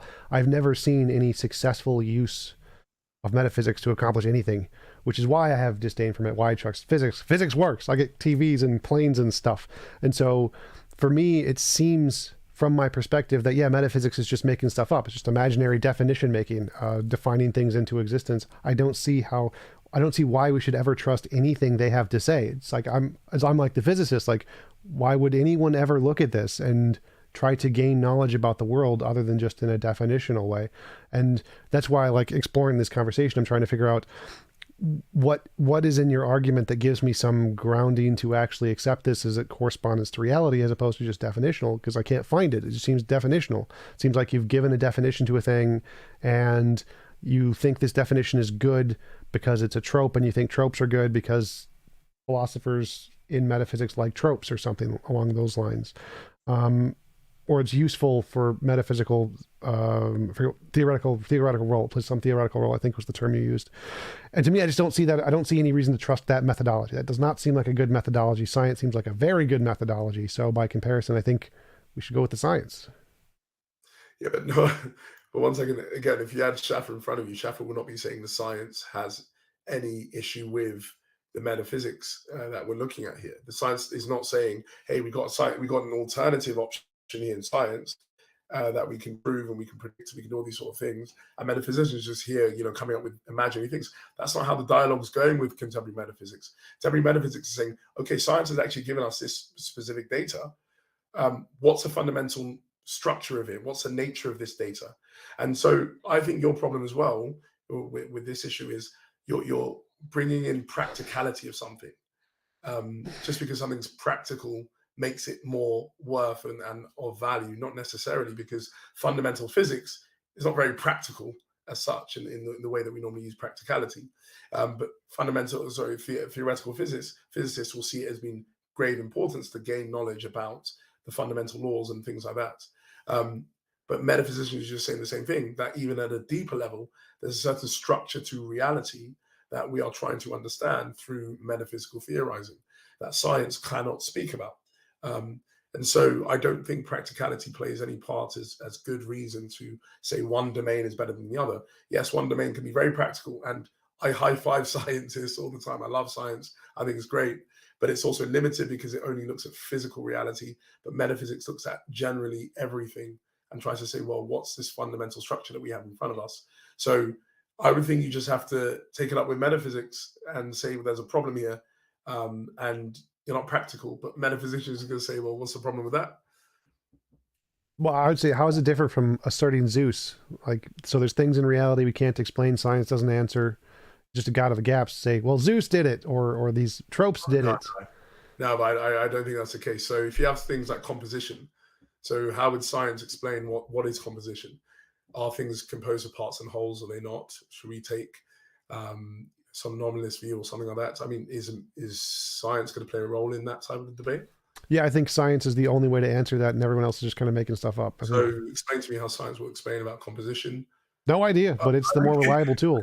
Then what I've got at the end of this conversation is it's just assertions. Science is going to do it. Science is our savior. It's going to do it. Well, how is that different from the lightning example? I'm always asking, please, can you show these things? Like, show them to be the case, and don't just say, I'm just going to say science is going to do it.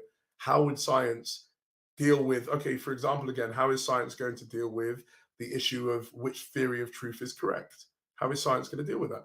Well, again, it's like... Coherence theory, is it correspondence theory? I'm not seeing how that's different from the lightning case. So there's a phenomenon we can't explain. We don't know how to do it. We don't, so say we lived 2,000-3,000 years ago, we see lightning, we have no idea what it is. And you ask me, well, how is science going to explain that? I'm like, I have no idea. But that still seems like a better explanation to go with the science, which has worked to this point, than to make stuff up like Zeus. Because the process of that methodology of making up hypothetical explanations has never worked, but science does. Yeah, but sorry, Tom, I do have to go in a few minutes, but just about this point, I think again your analogy doesn't fit, because the lightning case, the Zeus case, is speaking about physical phenomena.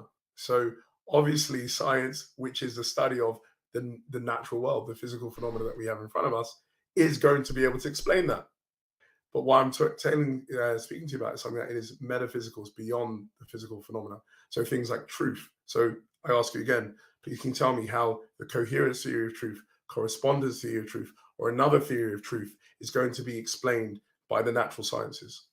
I don't know, but it's the exact same thing as people who thought lightning was beyond the physical realm and couldn't be explained. It was later, but I still think that's a better choice. I mean, it's quite clear. They thought it was, and okay, just like you think truth is, but I don't think it will be. Oh, so truth is a physical phenomenon. Everything is physical. Yes. So truth is physical. Yeah, truth, property of sentences, and whether or not they correspond to reality, it's all physical facts in the brain.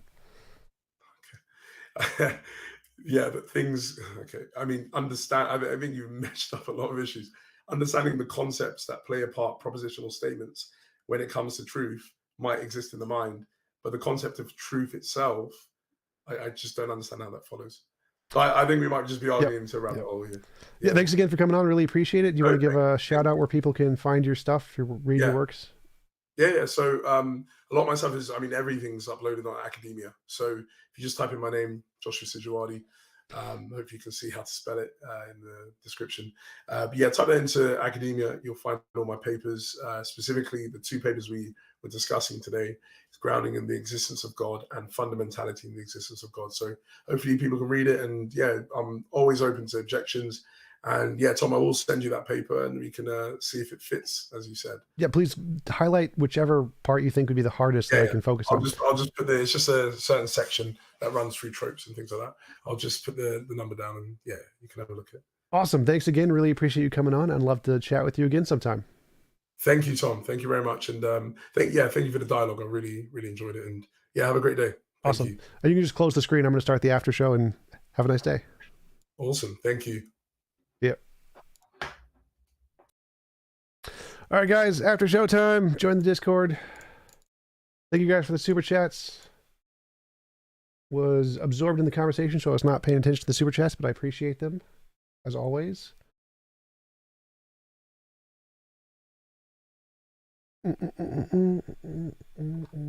After show.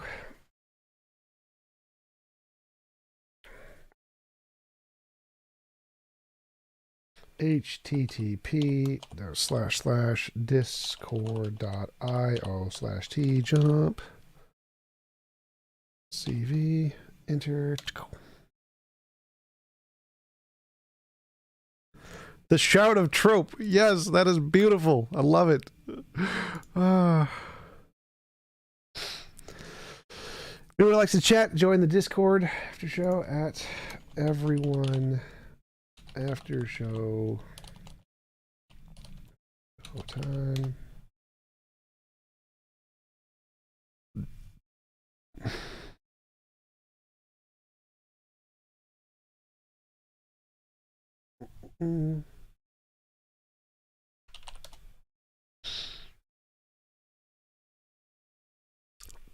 T-Jump, what's the basic rundown on trope theory? I'm not sure how to answer that. Tropes, as he defined them, are abstract entities that are constitute their whole being or something like that.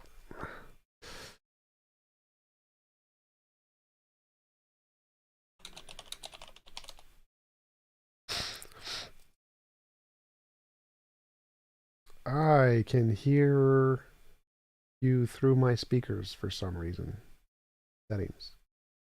How's it going? Good. It was an interesting discussion.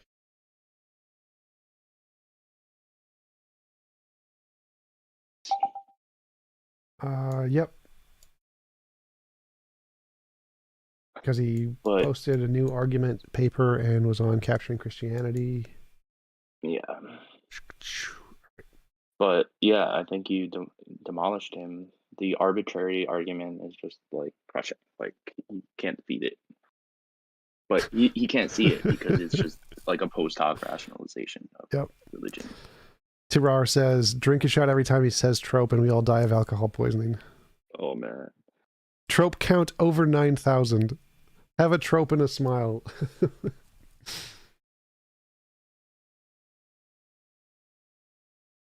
Yeah, I mean, I looked up the definition of trope too. It's like basically your imagination. Well, that's just like that's different from the philosophical definition, because philosophical definition is more specific on like a specific usage of how it relates to metaphysical theories. It's not the same as just the dictionary definition. Right. Like it's been used so many times that it must be relating to some real thing. I don't think it's about used. That's not exactly what it means. So trope is just a word that they use, a noun, to represent something that explains some metaphysical phenomenon. So they could just use the word potato or whatever. It's just the word trope. It doesn't relate to the dictionary definition at all. T-Jump, why are you hateful of metaphysics? Also, if you learn metaphysics, are you now a Muslim? What? No. Oh, yes. I remember that. That's the response to the previous debate. Yeah, I'm hateful of metaphysics because it's never done anything. It's just philosophers making stuff up as far as I can tell. I like science. He got a PhD at Trope University. He has a legit PhD. He's a legit doctor. Legit PhD. I think it's like Oxford, Stanford, a big one. In theology? Philosophy. He's a philosopher. Philosophy.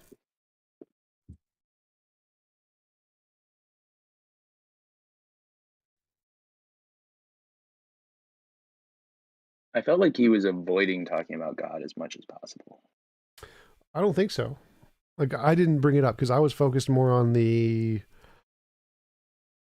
structure of his argument. So I wasn't specifically going into God. If I invite him on next time, I would like to talk about simplicity and the properties of God, and those seem arbitrary as well. That would be another one. Hey, where are people writing these questions? What questions? In my Your YouTube hand chat? sounds like your hand. Oh, are you on YouTube right now? Yes, I'm a YouTube streamer. That's what I do. Interesting. Does the server owner know that you're like streaming in here? Yes, because it's my server. That's why it says after show. We only come in here after the show. That's not true. We come in here for all kinds of no reasons. Fine. You can see Simon sleeping in here and snoring all the time.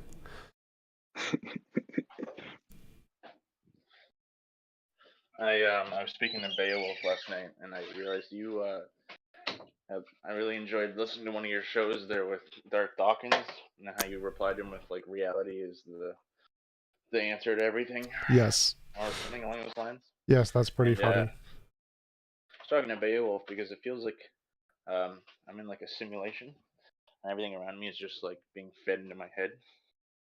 That must be a strange feeling.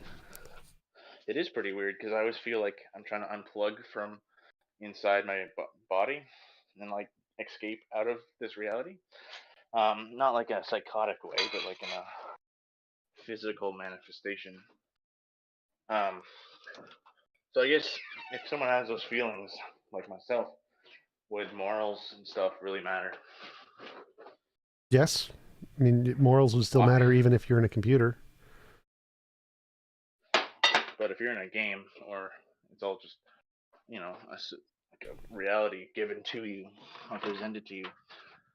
Well, do you... Like, I can't verify that it's real or not. Well, do you think there are other minds? Like, are there other people? Because if there are, then morality matters, even if you can't verify it. Yeah, but I think the consequences of actions is irrelevant. If there are no other people, but if there are other people, it would still matter.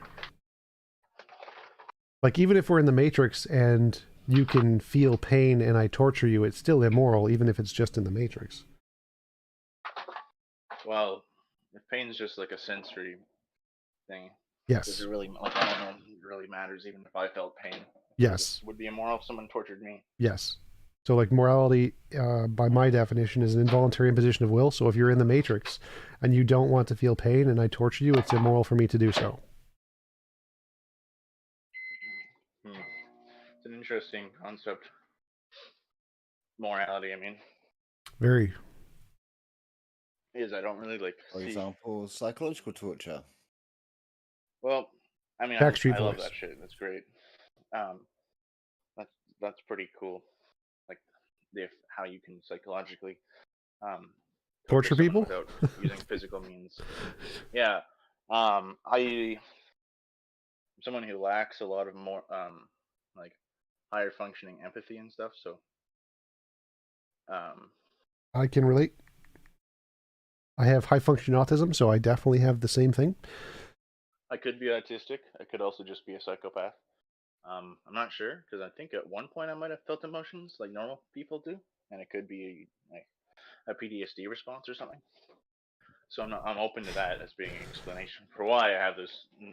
Can you feel empathy while watching movies and stuff of like characters you like? Did you get into movies and like? Sometimes, but it's usually reactive to it's limited to anger and revenge. It's very rarely, well, I don't ever really feel sad or empathetic. You don't cry. Yeah, have you ever watched like any really good movies that you like that you got like attached to the characters, were sad when they died in the movie or whatever? Oh no, because they don't exist. Yeah, so it definitely sounds more like autism than psychopathy. Well, it's interesting because like even people that I can see in front of me that exist, I wouldn't really like if police didn't come and like put me in chains or whatever and put me inside a cell, I would be fine like just slitting their throat as they are and just watch them bleed out. And just see what it's like. I'm interested to see what kind of if I would feel anything as a test. Yeah, that seems more like autism than psychopathy. Autism is more curious in that sense. Psychopathy is more focused on self-profit. Yeah, I mean, like I said, I don't harm people now. And if it's just curiosity, you can find videos of that. Yeah, but I don't. It's weird you say that because I actually don't care to watch videos of people doing it to other people. Not like I don't like watching those beheading videos. If that's what you mean. More or less. Yeah, I don't really care to watch people chopping people's heads off. I just prefer to do it quick because it's kind of lame. It's inefficient. So any other topics we can talk about? Yeah, no, that's cool. I just curious what your thoughts on that one. Yeah, I'm very planned out. Like I haven't really committed any crimes, and I'd like to, but I have to make sure that I can get away with them first. Still not sure what a trope is. A trope? It's an STD. No. A trope is a crab thing that crawls at the bottom of the ocean. No. Trope in philosophy is mostly just an idea that is meant to describe some kind of abstract relation in the universe. Causation, grounding, space-time. Abstract concept that describes shit in the universe. Have you spoken to Shuv about free will, mate? What? Have you covered the free will debate? Yes, many times. What's your position on that? Free will is logically impossible. All of your actions are either determined by reasons, and so they're not free, or they're done for literally no reason, and they're random, and they're not free. And so it's only a combination of those two things, and so you're not free. So you're saying I can't willingly choose anything? Not in the free will sense. There's a compatibilist sense, but not in the free will sense. Then why do people have like morals for consequences and stuff? Like why should someone suffer for something they did if they have no real control over it? Prevention, not punishment. So they're not deserving of punishment. You have crimes and stuff, or jail time for prevention. To prevent it from occurring in the future. And because people are determined by previous data, if you know that someone is thrown in jail for stealing stuff, it makes most people less likely to steal stuff. So it's prevention. You can also create like a veil of ignorance. So you could say like, we would want murder to not exist in this society, because if I was some random person and I got murdered, I would be like, I would have a problem with that, right? So like, okay. Wait, you'd have a problem with being murdered? Typically, people would have a problem with being murdered. Typically, let's say I survive my murder, then I'll be angry, right? Why would you be angry? Because you didn't get murdered, and the whole thing was you would get upset about being murdered. Well, it's silly. Anger is a chemical reaction in the brain, so anything that occurs that is shocking or unpleasant or a risk causes you to be angry. But I'd say that morality is any involuntary imposition of will. From a meta perspective, why would you be upset about being murdered? Because if you're dead, you can't be upset about it, and you can't be upset beforehand either because they're not murdered yet. It would be illogical to be upset about something that would end your thought process. Sounds like you agree. Because your thought process isn't continuing. You would like your thought process to continue, and it ended prematurely, and so that is not a desirable state. Therefore, you are angry now if that would potentially be thought of as occurring in the future. But I think you see where I don't understand that, because it just seems irrelevant to be upset at all in the future or now about something that you're upset now because you don't get to continue in the future. So it makes perfect sense. But it's like saying, well, I'm not. That's why I don't understand why people do get upset. It's like say I can play video games. Say there's a really awesome video game coming out in 6 months, and then someone breaks my hands, I'm going to be very upset because I can't play the video game. So if there's more things in life you're looking forward to that you get to enjoy being alive, and someone prematurely ends that to prevent you from being able to enjoy the things in the future, that would upset you now to think about, wouldn't it? Like throwing you in prison. If someone throws you in prison and kills you, it's the same thing. They are preventing you from being able to do the things you enjoy. So you're autistic, you said you're autistic, and you have similar feelings as I do, or non-feelings? I have high-functioning autism. I have non-empathetic feelings. I don't relate to people, can't talk standard, like, would you be okay with committing cold-blooded murder? Would I be okay with it? Like, emotionally? Probably, no, but... Yeah, with no... do you think you would have lacking empathy, sort of, but I know it's immoral because I have a model of morality, and I adhere to that model of morality regardless of my feelings. So I would not kill someone because I know it's objectively immoral regardless of my feelings. Let's say I do have autism, and this is the cause of these like sociopathic like thoughts, or like I shouldn't say, it's more of a construct really, like no one's really a psychopath, but it's just basically a mental construct and certain characteristics that make it is the lack of empathy. So it's literally just the empathy part of your brain is not working. So yes, it is a real physical thing. What was your question? It's interesting you say that because yeah, so like I've reviewed a lot of moral constructs, and like what you just said, like you can understand moral reasons for doing or not doing things. Yes. But willfully not caring, what is that like? Can you choose to follow morals only until a certain point and then not have any repercussions on yourself? I don't understand the question. So I emotionally am not, I'm affected by doing immoral things. I can do immoral things and not feel guilt, but because I know they're wrong, I don't do them. So it's like playing chess. I know the rules of chess, and so I can move the bishop diagonally instead of moving it like a rook or whatever. So I can follow the rules of chess because I know what the rules are, and I can do that independent of any feelings I have. So when you say you know that something is wrong and you don't do it, why don't you do it? Because it's wrong. Like because it's wrong. What's to stop you from doing? Yeah, but like, so what? Like, why don't you do it anyway? I value the idea of rightness, and I want to make a world of more rightness. The reason I don't do anything is because of consequence. Right, and so I don't do anything because I value rightness. Me from, but it only the mental block philosophically is only going to last until the consequence no longer becomes suitable or maximize the like deterrent. Do you play any video games? No. Like chess, sports, anything? No, I have no hobbies. No hobbies. And what do you do for work? What do you do for work? Generally. Right now, I do like moving or laboring construction. Laboring construction. Are there rules in laboring construction? Like what are we talking? Like morals or like no, like follow? I don't know. Don't put an electrical voltage next to the water heater. OSHA rules, right?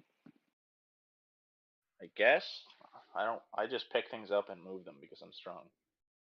Yeah, you don't just move them anywhere. Like you don't just. There's a specific place you're supposed to move them, and specific places you're not supposed to move them.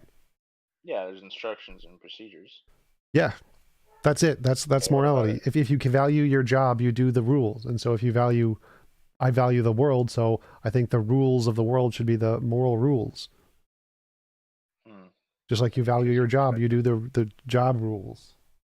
Well, I don't quite understand that like ideology. I understand the principle of it. Well, it's like if you want to build a house, you like I don't understand the application. Wait, so if you want to build a house, you like build bricks in a specific order to like block the wind, right? You do a methodology to achieve a goal. Right.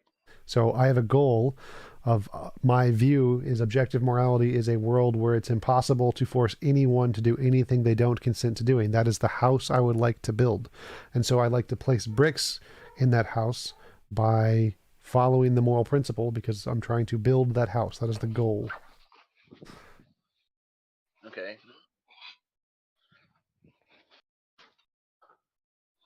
And you don't find it limiting? I don't know what that means. Like, all goals are limiting because you're directed towards one thing and not other things. No, but like it limits your progress by being slowed down by these like inferior reasons to not do things. No, like mostly morality helps you to make more progress. So people who are seen as moral are given more shit.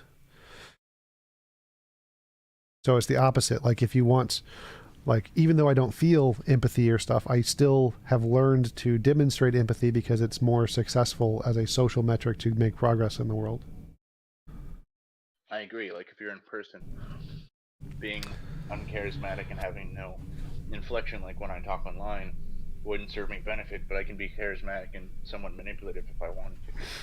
Yes, well, manipulative has the opposite effect. So actually, you'd be more successful if you were not manipulative.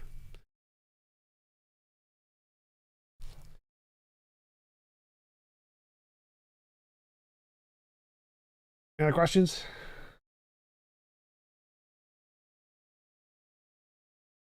I was just letting it run. Was anyone else shocked that Sijuwade couldn't conceive of entities which are omnipotent yet not omniscient? Now, that's an interesting one because that's a new thing I've come across in a few theists where they say that is it logically possible to have an omnipotent thing that isn't also omniscient and omnibenevolent, blah, blah, blah, blah, blah. And yeah, many theists are arguing that it's not, and it's a very strange concept. You know why? I think it's theory of mind. It's because they want their God to exist, and so they're defining their God into existence. Well, yeah. Yeah, what up, Tom? Hey, Mr. Boss, am I autistic? Yes, I was diagnosed with high functioning autism, Asperger's. Yes. What was your question? Guy who said just talking? I only got Converse. Tom, Hey, I how's only it got a going? minute because I'm at work, but Yeah. What's up, man? Yeah, so what do you so about the tropes thing, right? Yeah. Like so like my super chat,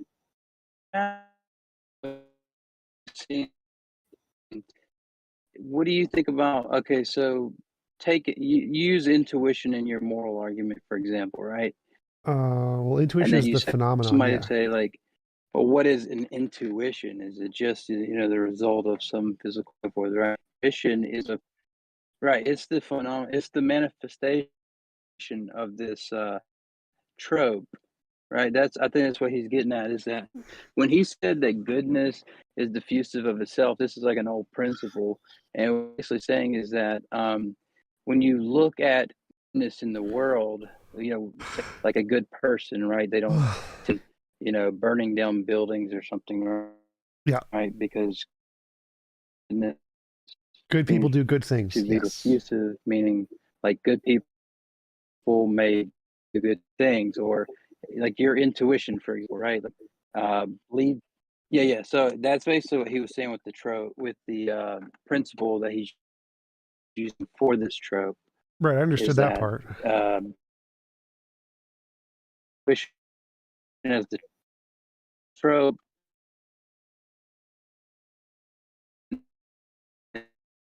I think he disconnected. No, it looks like he's still in here. Oh, Converse, you're breaking up really bad. We can't understand you. Oh, sorry. Yeah, I was just saying that you can just use it as the same as your moral argument. It's pretty much the same as like intuition is your trope, and then the this as a part of your moral argument, right?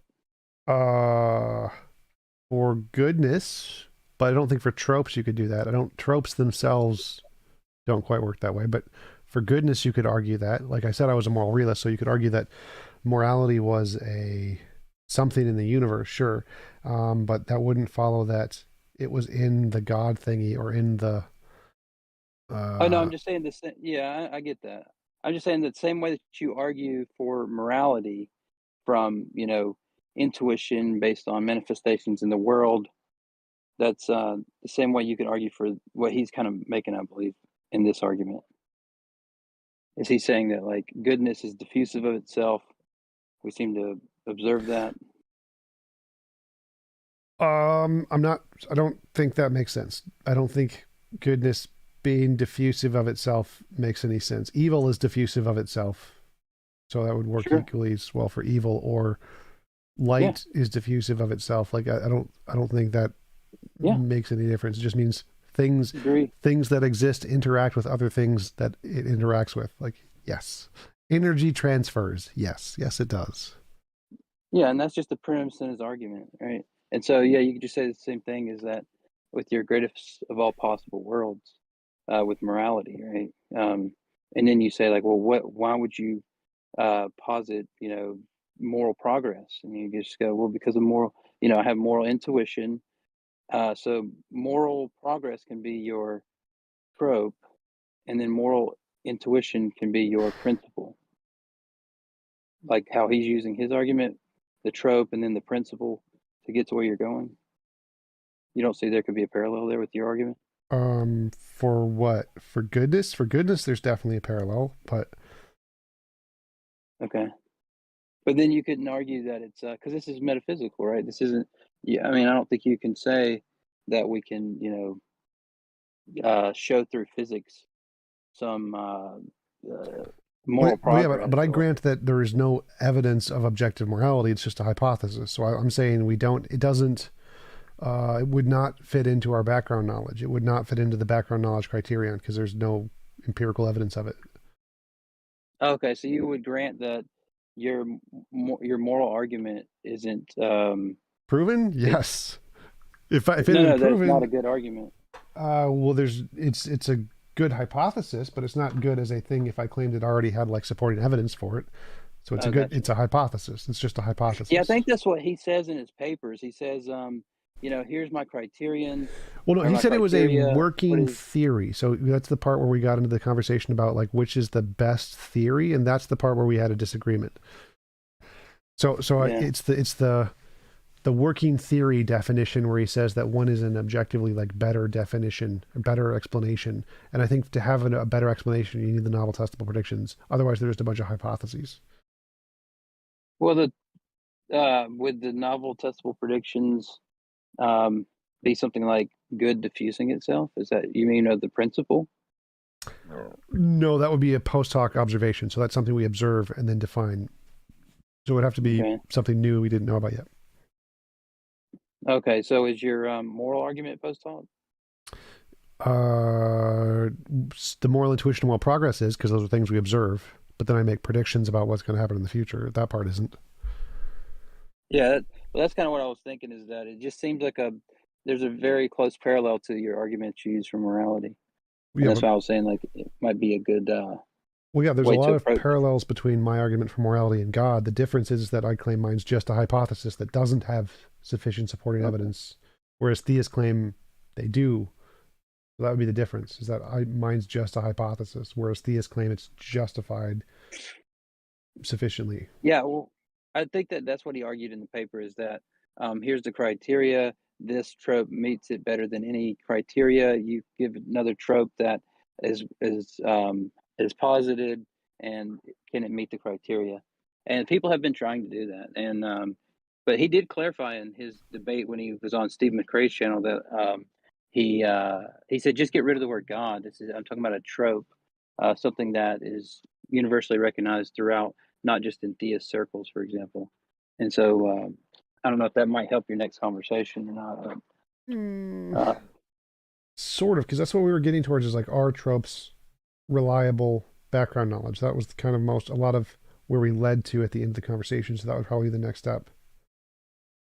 Okay, cool. Yeah, so that might actually clarify. But anyway, I got to get back to work. Good talking to you. Yep, good seeing you. Talk to you later.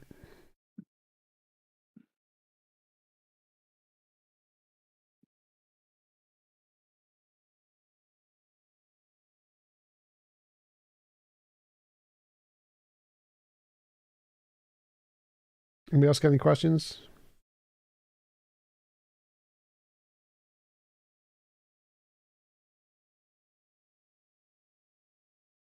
I had a question about, so I might be getting it wrong, but I think you say something about like free will in the sense that it can't exist because things either happen for reasons or not reasons, right? Yes.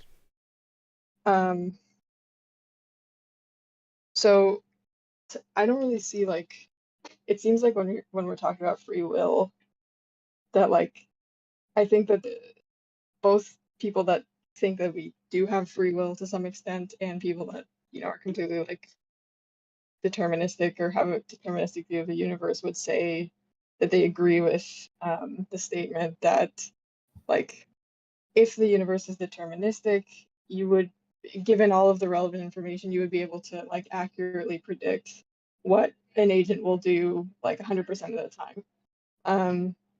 And then in a non-deterministic universe, that just wouldn't be the case. Like, you might be able to predict accurately just because you got lucky, but realistically you would be wrong sometimes because there's going to be some like unaccounted for component there.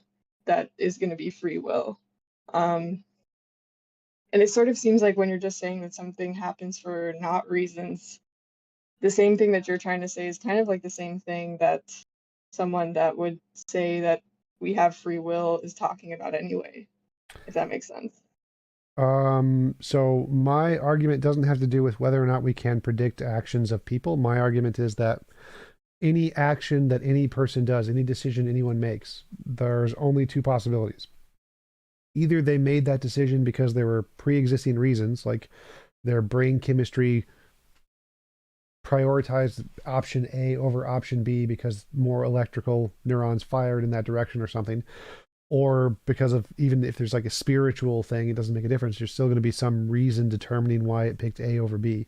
Or it didn't, there was zero reasons. It was exactly 50-50. It was just a random guess, a random choice that happened. Those are the only two options. So either something causes you to choose A, it's a reason done for a reason, or there's literally no reason. So there's 50-50 split, no, just a random choice between one or the other. Either way, it's not a choice. It's either determined by not you, or it's random by not you. There's no way for the choice thing to have a part. It's going to be one or the other of determined by things that are not you, or random, which means it was not you. I guess what I'm trying to say is that it seems like, to me at least, maybe I'm misunderstanding, but it seems like when you're saying that, a certain like path is taken for not reasons, that's kind of not really making a substantive distinction between like, or like, I guess I don't really know what it means to say that things are random for not, like, what do you mean when you say random and like external to the person? Random meaning it's completely undetermined by anything. Literally random. Just happens for no reason at all. Okay. Because to me it seems like, go ahead. If a decision, like if you have two like identical universes or something with all of the same people and events in them, up until like a point at which one person has to choose between, like, I don't know, eating an apple or eating a cookie, right? What I was getting at with the whole like being able to predict people's choices and things like that is that, it seems like if both were deterministic, both of these identical people would choose the apple or something, whatever it is, they would choose the same thing. But if we had some sort of free will, it's possible that it would just randomly, at least like it would appear to be random, I guess, but that in one universe, one would choose the apple, and then in the other universe, the identical person would choose the cookie or something. Well, there's a difference between the epistemology, what it appears like, and the ontology, what it actually is. So we can forget about the epistemology. It doesn't matter what it looks like. It doesn't matter what we know. You can tell me what it actually is like. You can just say, okay, free will is a real thing. Let's just assume it's a real thing. How can free will possibly do anything that isn't either determined by prior reasons, and so it's not free, or there are zero prior reasons, none whatsoever, in which case it's random. Are you just saying that because, even in what like someone might say is a decision they make out of like free will or something, that there's still going to be some like precursor of, neurochemical activity or something like that that's going to determine it? Yes. Like their choice? That is one of the options. The only other option is that there's literally nothing determining it. And so it's just like a roll of a dice, completely random. There's nothing causing it to happen. Just 100% random event. And neither of those are free. Either you're determined by prior conditions, which isn't free. You're not free to choose otherwise. It's literally something else that's forcing you to choose. Or it's completely random, which you have no control over, and it's, again, not free. So neither of those are free. All right, I think I get you now. Thanks. Yep.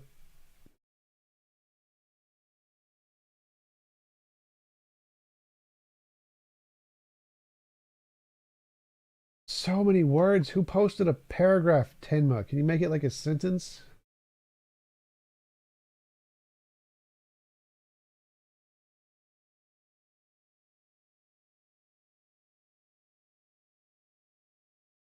I can make my bot read it for you if you want.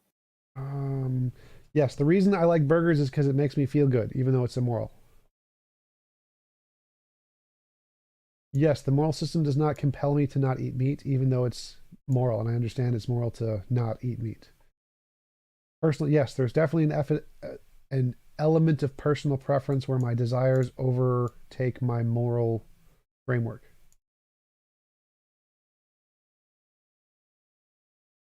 Yes, so my desire to achieve the morally perfect world guides some of my actions. Like, I'm not going to kill somebody, but it doesn't guide all of my actions. Like eating meat, I'm still going to eat meat. So yes, my moral system, I have a motivation to want to achieve my moral world, but that motivation is less than my motivation to eat cheeseburgers and pizza.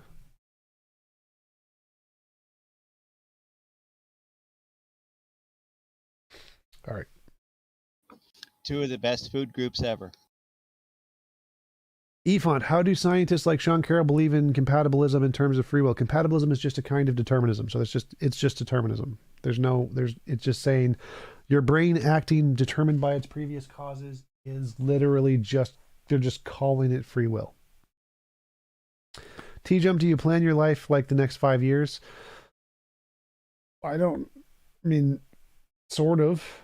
I have plans that I like to accomplish. I don't know how long it takes to accomplish them. I don't have them planned for like X number of years. I accomplish them as soon as I can accomplish them. So I have my future plans, which I hope to accomplish in the next 5 years. I don't know if I will though. So in a way, yes, and in a way, no.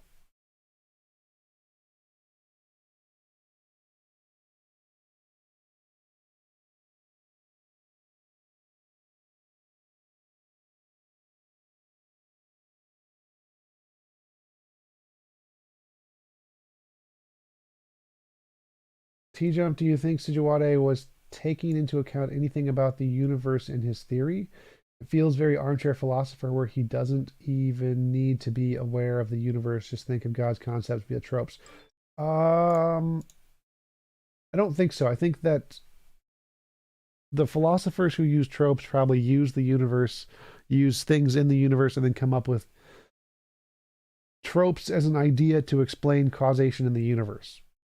So yes, it's very armchair philosophy, but I think they're using physics and then trying to explain physics with tropes. I don't think that's a good methodology.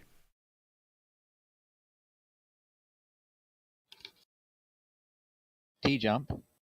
Yep. Here's one for you. Would you ever want to try a Team Skeptic style debate? I think I've been on Flat Earth shows. Like, what is a Team Skeptic style debate?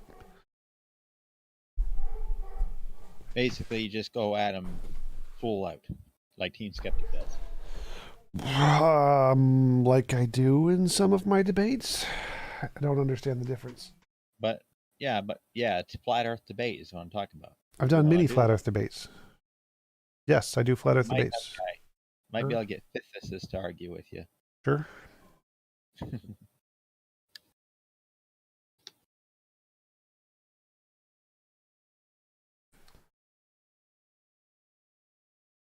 When Sijuwade said metaphysical data, what do you think he meant? Just explaining the stuff that we see, essentially. Coming up with concepts that explain the data is essentially, I think, what metaphysical data is supposed to be. Rayra says, I prefer the T-Jump style. I think I prefer my style too. I don't really know what the Team Skeptic style is, but I like my style.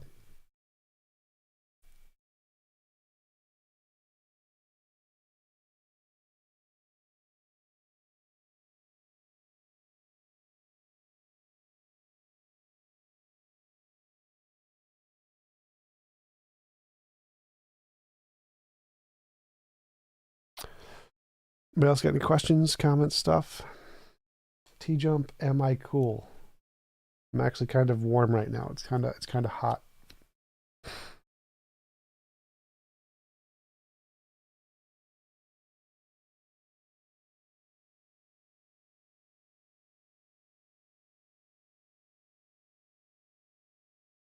How do you spell loobly lobbly? I said, oh, wobbly wobbly. It was the W. It's got a W in it. The woobly wobbly. Woo, like Wu-Tang Clan. Woobly wobbly principle. Thank you for the super chat, Marty Mad Scientist. If science is right, we have a quickly growing chance at immortality. Do you think theism will survive? How do you replace it for stupid people? How do we replace it for stupid people? Once we gain technological immorality, religion will die off very quickly. Very, very quickly will die off.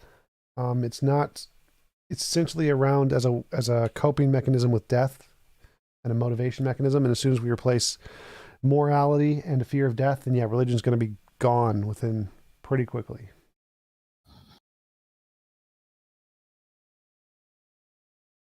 Would you want to live 300 years? Yes, I would like to live forever until I decide to not care. I don't know about forever. It's a long time, but wouldn't mind getting a few hundred years.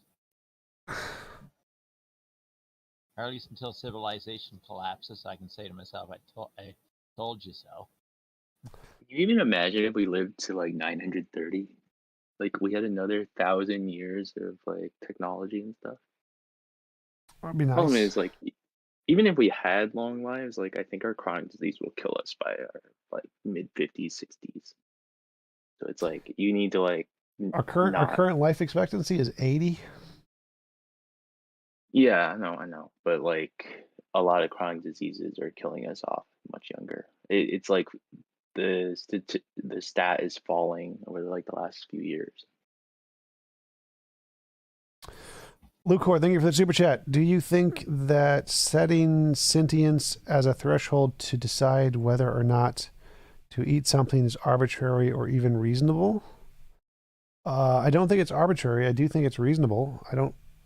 Yeah, I think that you could definitely say if it's sentient and conscious, you shouldn't eat it or kill it because it's morally significant. I think that's fine. If you believe in objective morality, it makes perfect sense. Or even if you don't and you believe in subjective morality, it still makes perfect sense. T-Jump, would someone else preventing you from eating meat be a moral action or a justified immoral action? It'd be both.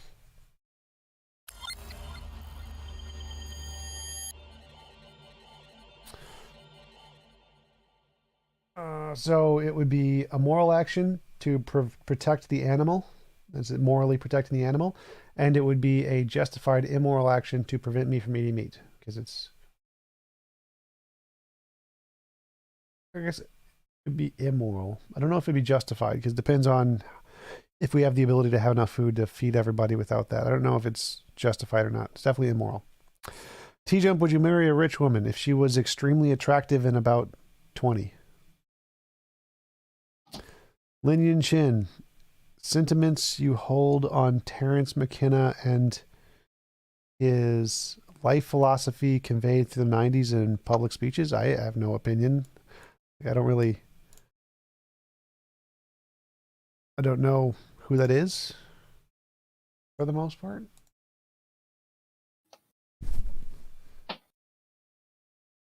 Ethnobotanist. I don't know what this guy's work is, so I have no opinion.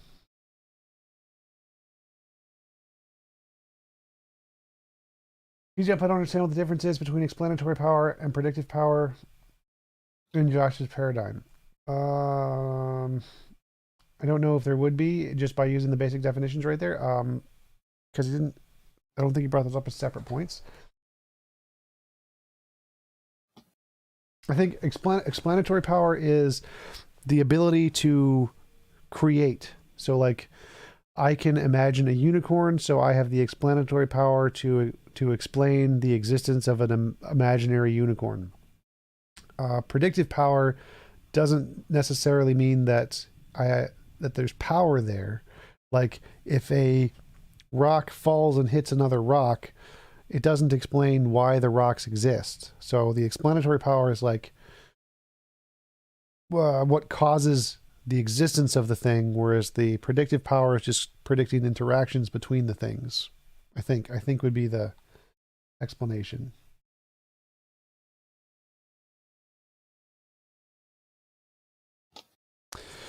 Mr. Boss, T-Jump, do episode about autism and how to deal with it. I don't really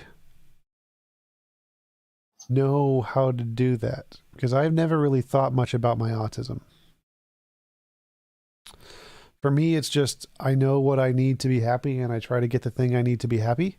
I don't really, I don't really think about autism as a thing that I need to like learn how to deal with. It was more just figuring out what my special interest was, the thing I valued, and how to get that thing, and then I'm happy.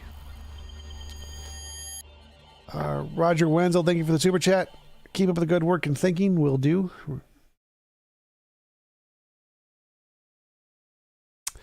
Jojo Freelancer, what kind of autism does TJump have? I have high functioning autism.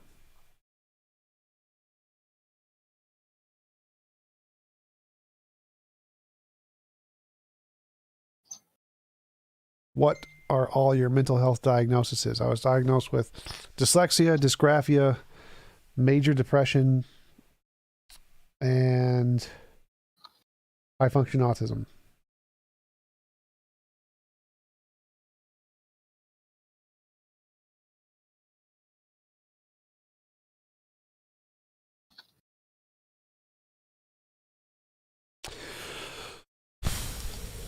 TJump is obviously high. I do not smoke or drink. I don't do any drugs because they don't make me feel good. Thank you for the super chat, Frank. Appreciate it as always.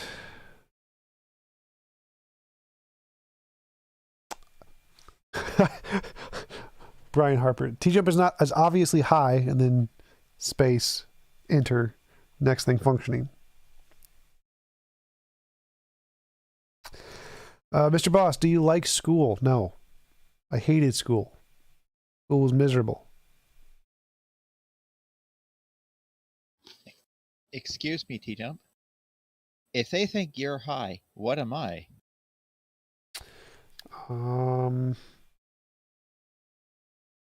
Hopped up out of your mind.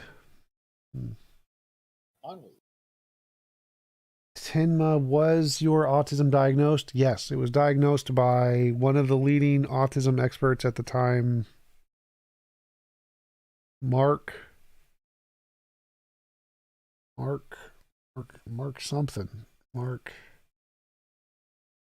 I forgot his name. Yes, I was diagnosed by an actual doctor, and I got covered on my parents' insurance till I was 26, or no, I was covered till like last year.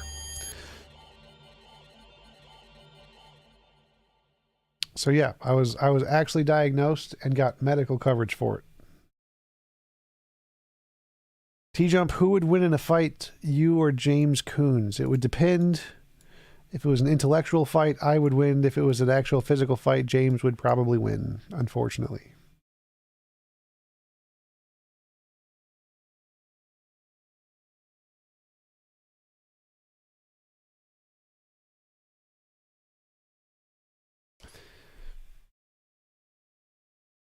Let's hope it's an IQ fight. James used to be like a Division I high school football player who was almost drafted into the NFL. He is jacked as shit.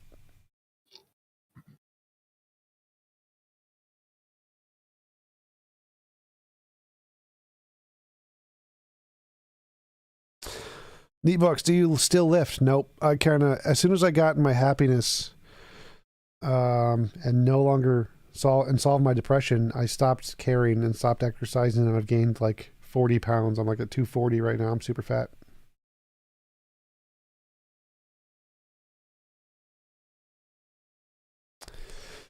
But you can box. I used to do boxing at the University of Minnesota boxing club. But I'm fat and out of shape, so if I like throw a punch, I'm gonna like throw my shoulder out.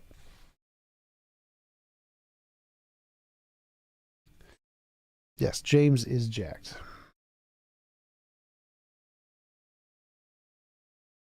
Looks like we gotta make T-Jump depressed again. Gains greater than happiness.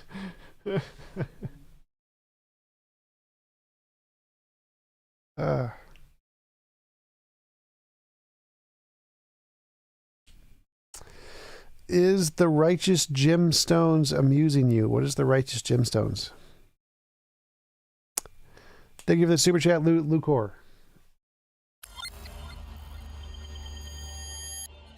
No, what you do to get relaxed is just dig the Kraken out of the liquor cabinet and sit back with it.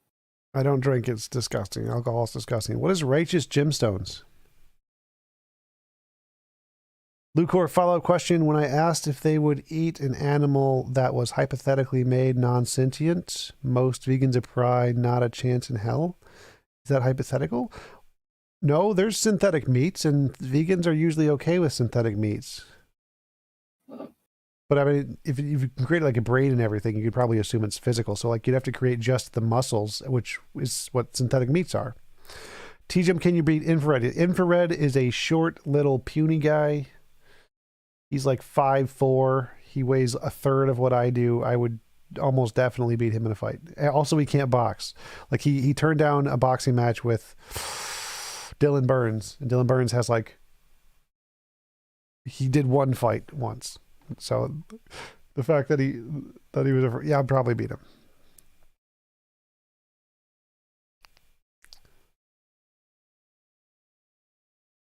T-Jump, I'm vegan and I wouldn't have a problem with it if it tastes good and is healthy. I imagine he's talking about artificial meats. So we have a vegan in the Discord and he says he would not have a problem with it.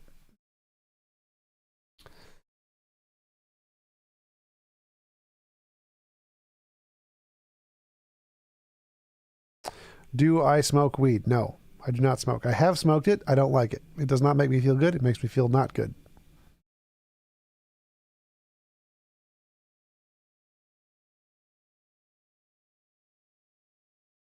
You salty Dodger, Nobu, so what's your vice? Ryan Lyon is correct. It is hot blondes.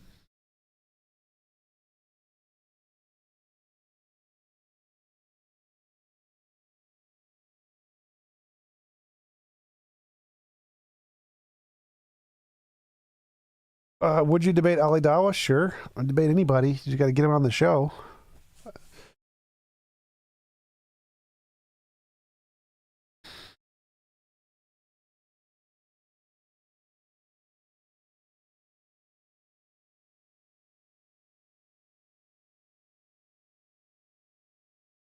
Is there an after show text chat? Main stage chatter.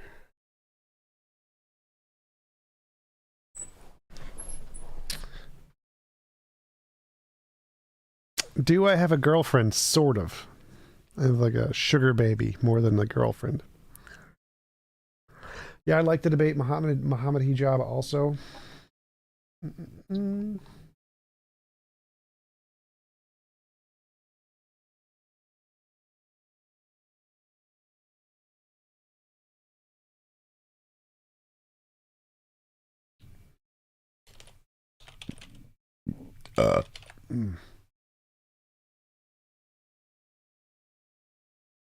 After show chat, yoink. Show chat, yoink.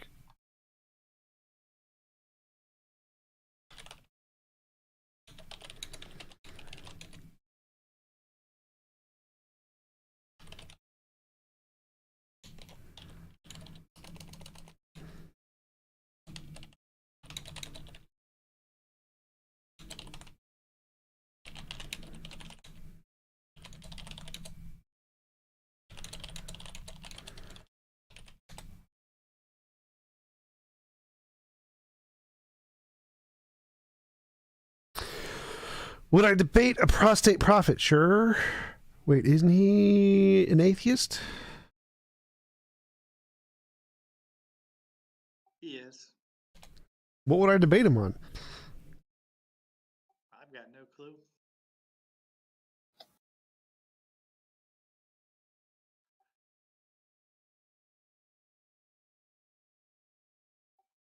He's at least a little fun though, because he debates like the worst Muslims I've ever seen. Like his latest one was with a weird guy, like ate grapes. What's his name? Have you seen my last two debates with Muslims?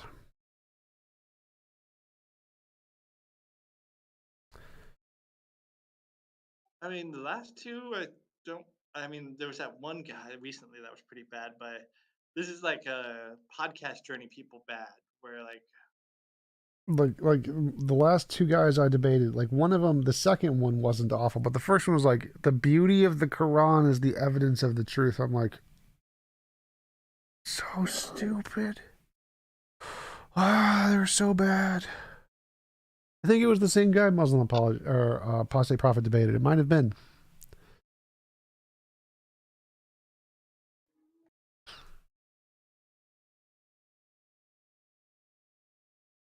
Christian Prince would be a debate candidate. I don't know who that is. Christian Prince. Christian Paste. Christian Prince. Oh, he's a Muslim guy? Christian Prince YouTube. Can you send me a link to his YouTube channel so I can like find it? Send him an invite. That one might be at favorites bar.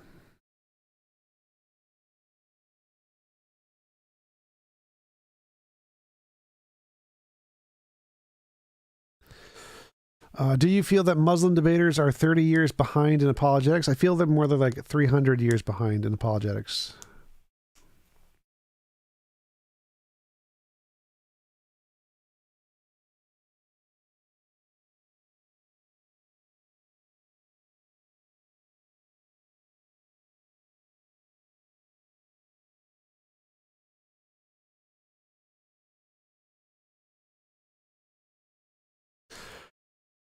What do you think about starting college in 30 plus? If you have the money, I think college is a gigantic waste of money, but I think if I had the money, I'd definitely do it for the parties mostly, not because I want an education.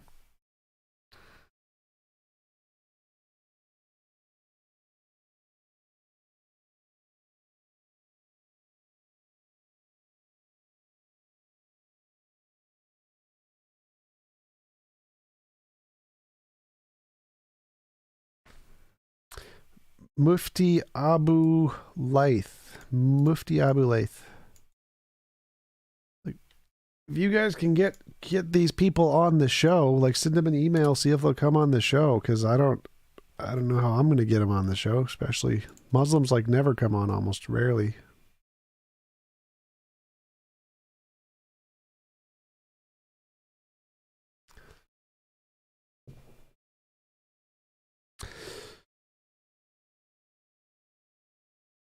Yeah, Brian, I can relate to that. Extreme social anxiety, specific jobs, and don't go out much. I kind of feel the same way.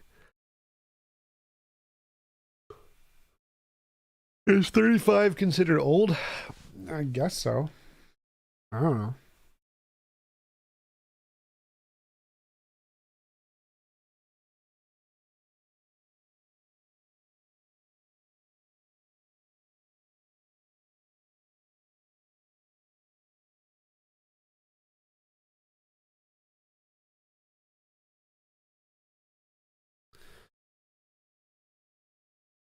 Thanks, Jojo. You send it in the private chat. We'll check it out later.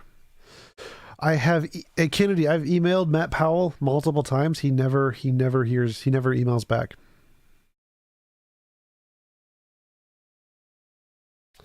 Isn't James going to college right now? Yes, James is going for his PhD in like business psych at Colorado. He's also like an associate professor or something there.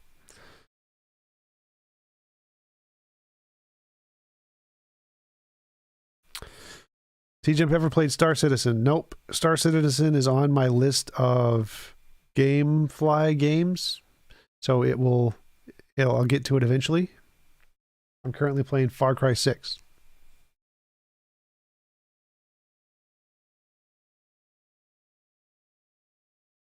Far Cry 6 is a pretty fun game. It's not as good as Far Cry 4. Far Cry 4 was amazing. Far Cry 3 was pretty amazing. Far Cry 5 sucked balls.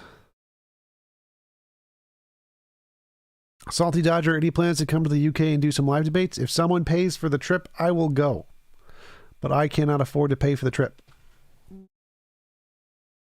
Hello, people from... Is that Twitch? Dying Light is also on the list. Dying Light is also on my GameFly list, so I'll get that eventually. Efont, what is your favorite video game ever? It is definitely Ninja Gaiden 2. Ninja Gaiden 2 is the greatest game ever, objectively, in the world. You sure that can't be subjectively? Nope, it is a fact of the universe. God himself could not change it. Logical law of the universe. Not my favorite game. It's because you're silly. You're just wrong. No, it's just I have a Factually wrong.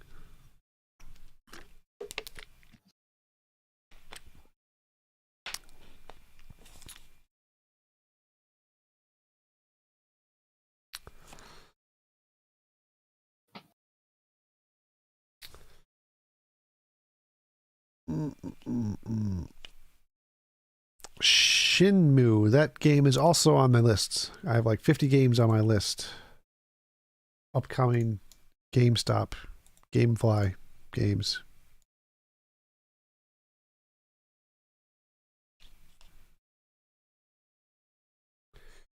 What about Sifu? Sifu game. Sifu game. Oh, that's the new one. That one. Is that one on PlayStation 4? Yes, it is. So I'll probably get that one eventually.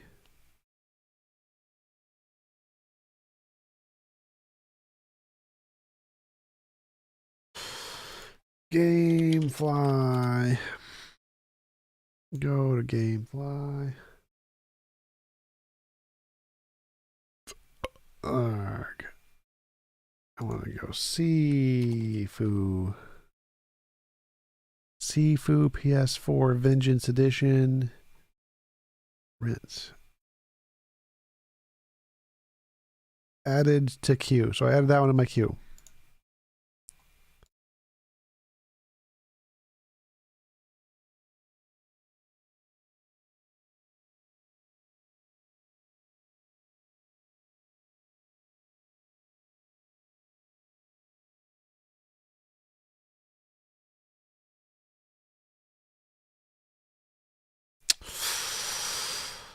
Oh, there's a new Horizon Forbidden West coming, but I need to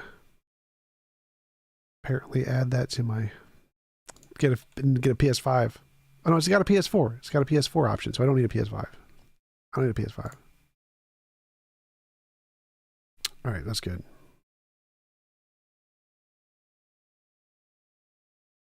Go to the bottom.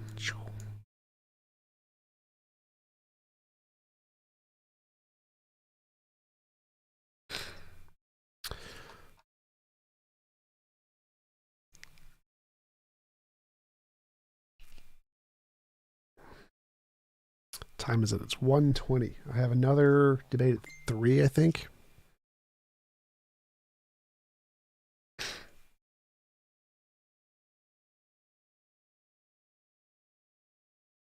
Ooh, what's the topic at 3?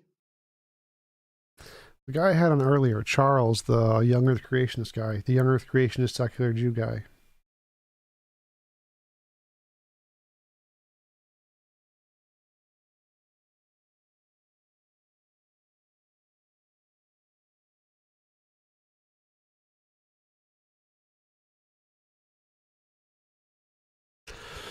My good friend William Lane Craig, or Capturing Christianity or Inspiring Philosophy. I like these guys. I've debated Inspiring Philosophy before, but I haven't heard back from him since then. I've been on Capturing Christianity, but haven't heard back from him since then. Have not gotten William Lane Craig yet. Cameron nearly makes me sad. What? Like before, I used to at least think he had some stuff going on, but lately his arguments have just been worse and worse. Oh, Cameron? Yeah. T-Jump, what would you think about Sam Harris? I think Sam Harris is really interesting in a lot of ways. Definitely like to have him on my show because I'd get a lot more views for sure.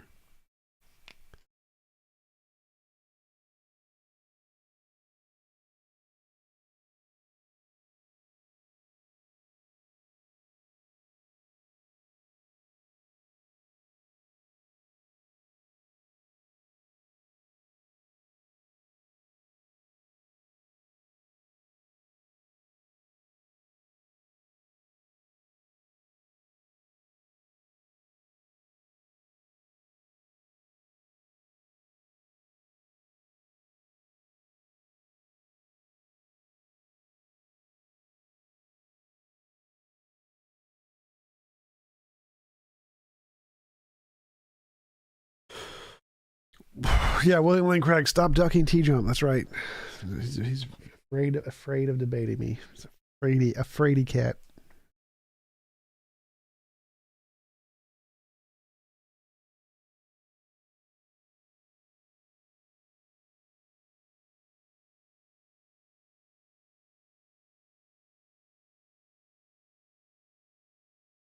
So what we need to do as a community, get TJM to buy a tabletop simulator. I don't know what that means.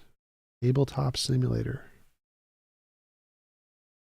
So Tabletop Simulator is a game that allows you to play almost any board game. You can like find people who have made these in this engine, and then you can just play, and most of them are for free. So you can play like Settlers of Catan, Secret Hitler, all those games, only buying the base game. You buy Tabletop Simulator, then you can play all the rest for free. For what? PC. PC, Tabletop Simulator. Yeah, it should be on Steam as for sure. It's on Steam. I don't know anywhere else. I think you can get on tablets too. I think. Yeah, but people play D&D on it. People play deck builders. As I already mentioned, the other board games. It's very versatile. So it's board games. Got it. That's why tabletops. I get it now. Tabletop Simulator. Right.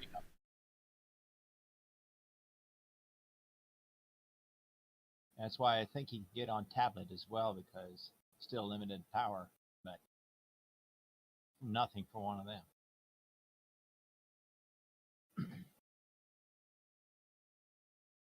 You said it would be evidence for your moral model if all AI developed a moral system and aligns with your moral. How would you delineate between an AI like that and an AI that was intentionally designed to value the opposite? Well, if it was intentionally designed, then it would not work. So it has to be non-guided towards one.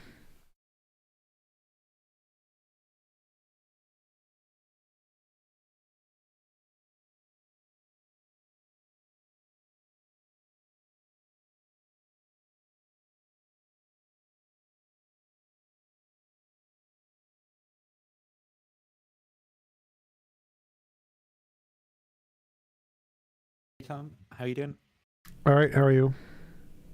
I'm okay. I was just streaming when you did the interview, so I've not had time to watch it yet. But how do you feel like it went? If you've not already talked about that to death. I think it went really well. Like, I think it definitely, I think I showed that I could mimic his position pretty effectively. Just by semantically changing the definitions. I don't think it's particularly difficult to do. I also thought it was interesting. He said that when we got into the argument about is it logically possible to have omnipotence without omniscience, I thought that was a really interesting part of the conversation. I think it's really strange that theists can't find it logically possible to have an omnipotent thing that isn't conscious. I thought that was an interesting thing. And then the tropes part, I think that was a unique part, because I would never, that's not an argument any theist has brought up before, where the tropes as a thing in metaphysics, because one of his arguments is that the reason it's reasonable to accept the hypothesis he's positing is because it fits into our background knowledge, and background knowledge is acceptable if it's something accepted in the field of metaphysics, and tropes is such a thing. So that's not an argument I've heard before, and so he's going to send me his paper, and I'll look into the tropes thing to see if that can be mirrored, which it probably can. But that is that's what he means by accepted there as well, because it's not like it's an uncontentious take. Like it's one available take, but it's not like it's a settled discussion or something. Yeah, he's just saying that anything can qualify as background knowledge if it's accepted to be able to have some kind of virtue in the field of metaphysics to be able to answer some question, then it's reasonable in some sense. But yeah, the fact that it's not I see. widely accepted is definitely, it could be a plausible argument against it. But I brought up the argument that what in my epistemology counts as background knowledge is things that have an empirical basis, things that have made novel predictions in the past. And if it doesn't do that, then it doesn't count as background knowledge. If it doesn't do that, it's essentially no different from fairies or unicorns. And that was probably the main disagreement we had, was as long as it is accepted in the field of metaphysics, then it's to have some kind of virtue, then it's acceptable background knowledge, and I think that's not true. Did you ask him at all, or talk about the idea of it being marketed as like a new argument for God? No, because I mean, I can see that his methodology is in some sense new, in that he's using the tropes thing. His connection to tropes is definitely new. That is definitely a new part of the argument. His version is some kind of mix of contingency and ontological, so it's in that sense it's not new, but his use of tropes is definitely new.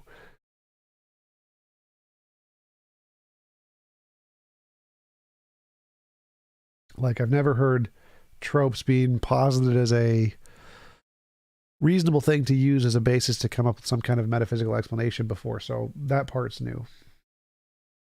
So how did he get from tropes to God then? God is a trope. They need to be grounded. Oh, okay, right. So yeah, his argument is that his argument had like 3 or 4 parts that we went into, the parts that I mirrored. There was a whole bunch more parts in his definition of what qualifies as a trope that we didn't get into. So in the 2 hours we talked, we went through the 4 parts of his argument. That starts with the definition of God, which is omnipotent and perfectly good, and then there was a working hypothesis, which was I forget the word, it starts with the D, but it means that anything that is good will expand its goodness, or goodness diffusion, that's it, diffusion principle of like goodness diffuses. And he says then he has an assumption where existence is good, therefore there's an entailment that because God is definitionally omnipotent, which requires him to do all perfectly good actions, and with the working principle that goodness diffuses, he will necessarily create existence because it entails goodness. That was his argument, essentially. But I find those views interesting as well, because it's like, so I guess you could say God still freely creates, but it's like God had to create. Seems more like a kind of machine or something, than a sort of personal agent doing something with their free will. Yeah, I think he'd probably take the route of he has the desire, but he doesn't actually take the action without his freeness capability. So his freeness capability allows him to take the action. Kind of gibberish.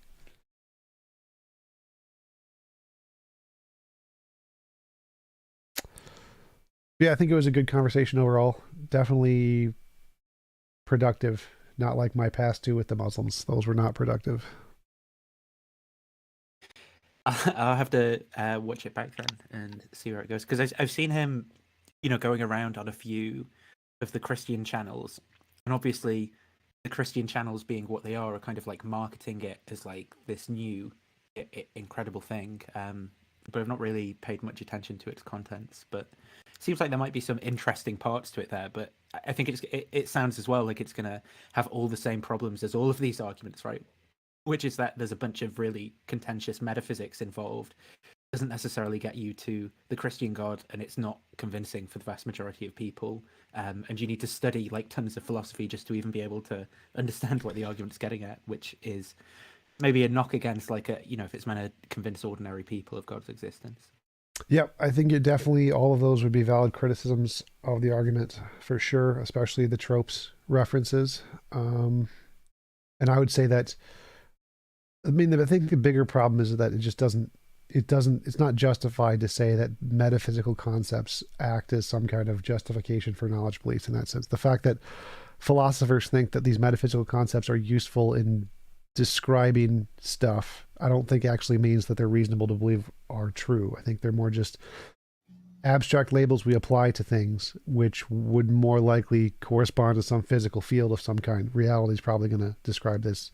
Physics is probably going to describe this, not philosophical concepts. So I don't think trusting in the philosophical labels we make up is a reliable way to gain knowledge.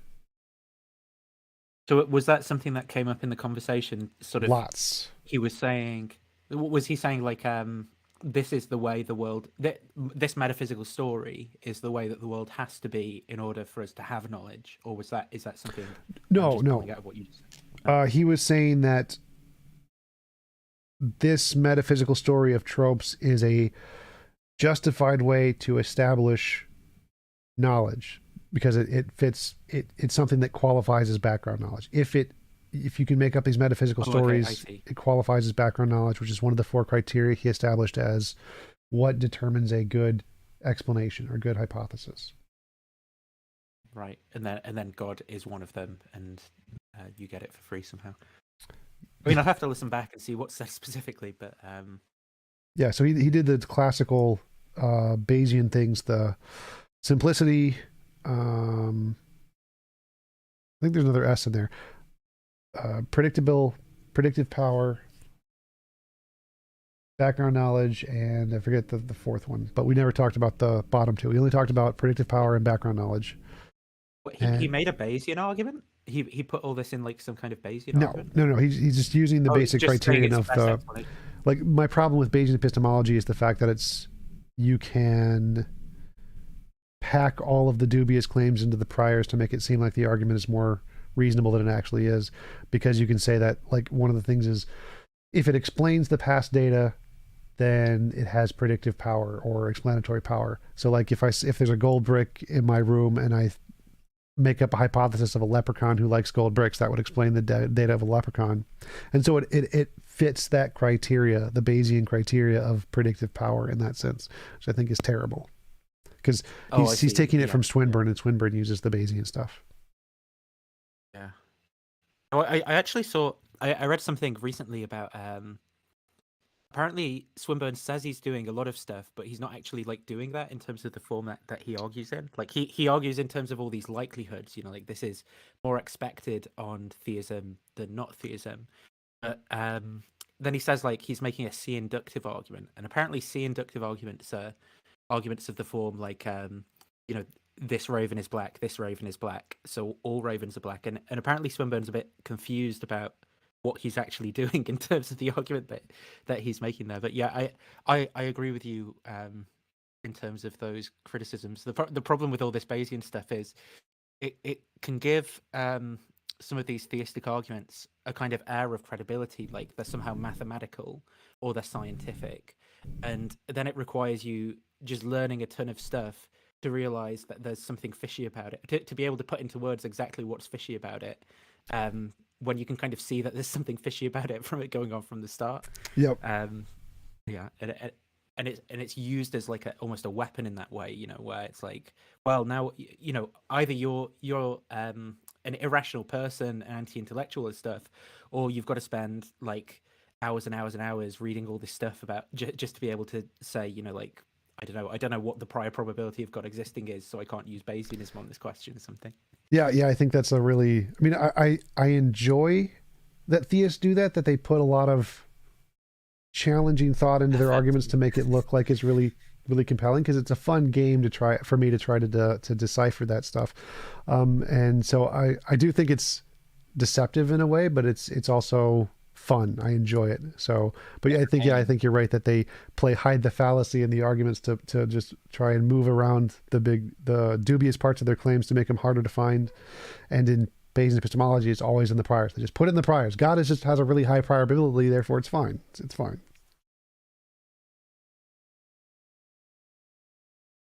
So it's a really simple theory, though. Anyway, I'm gonna head off, Tom. But yeah, I'll watch that back and see how it goes. Yep. Let me know what you think. Good talking to you. See you later.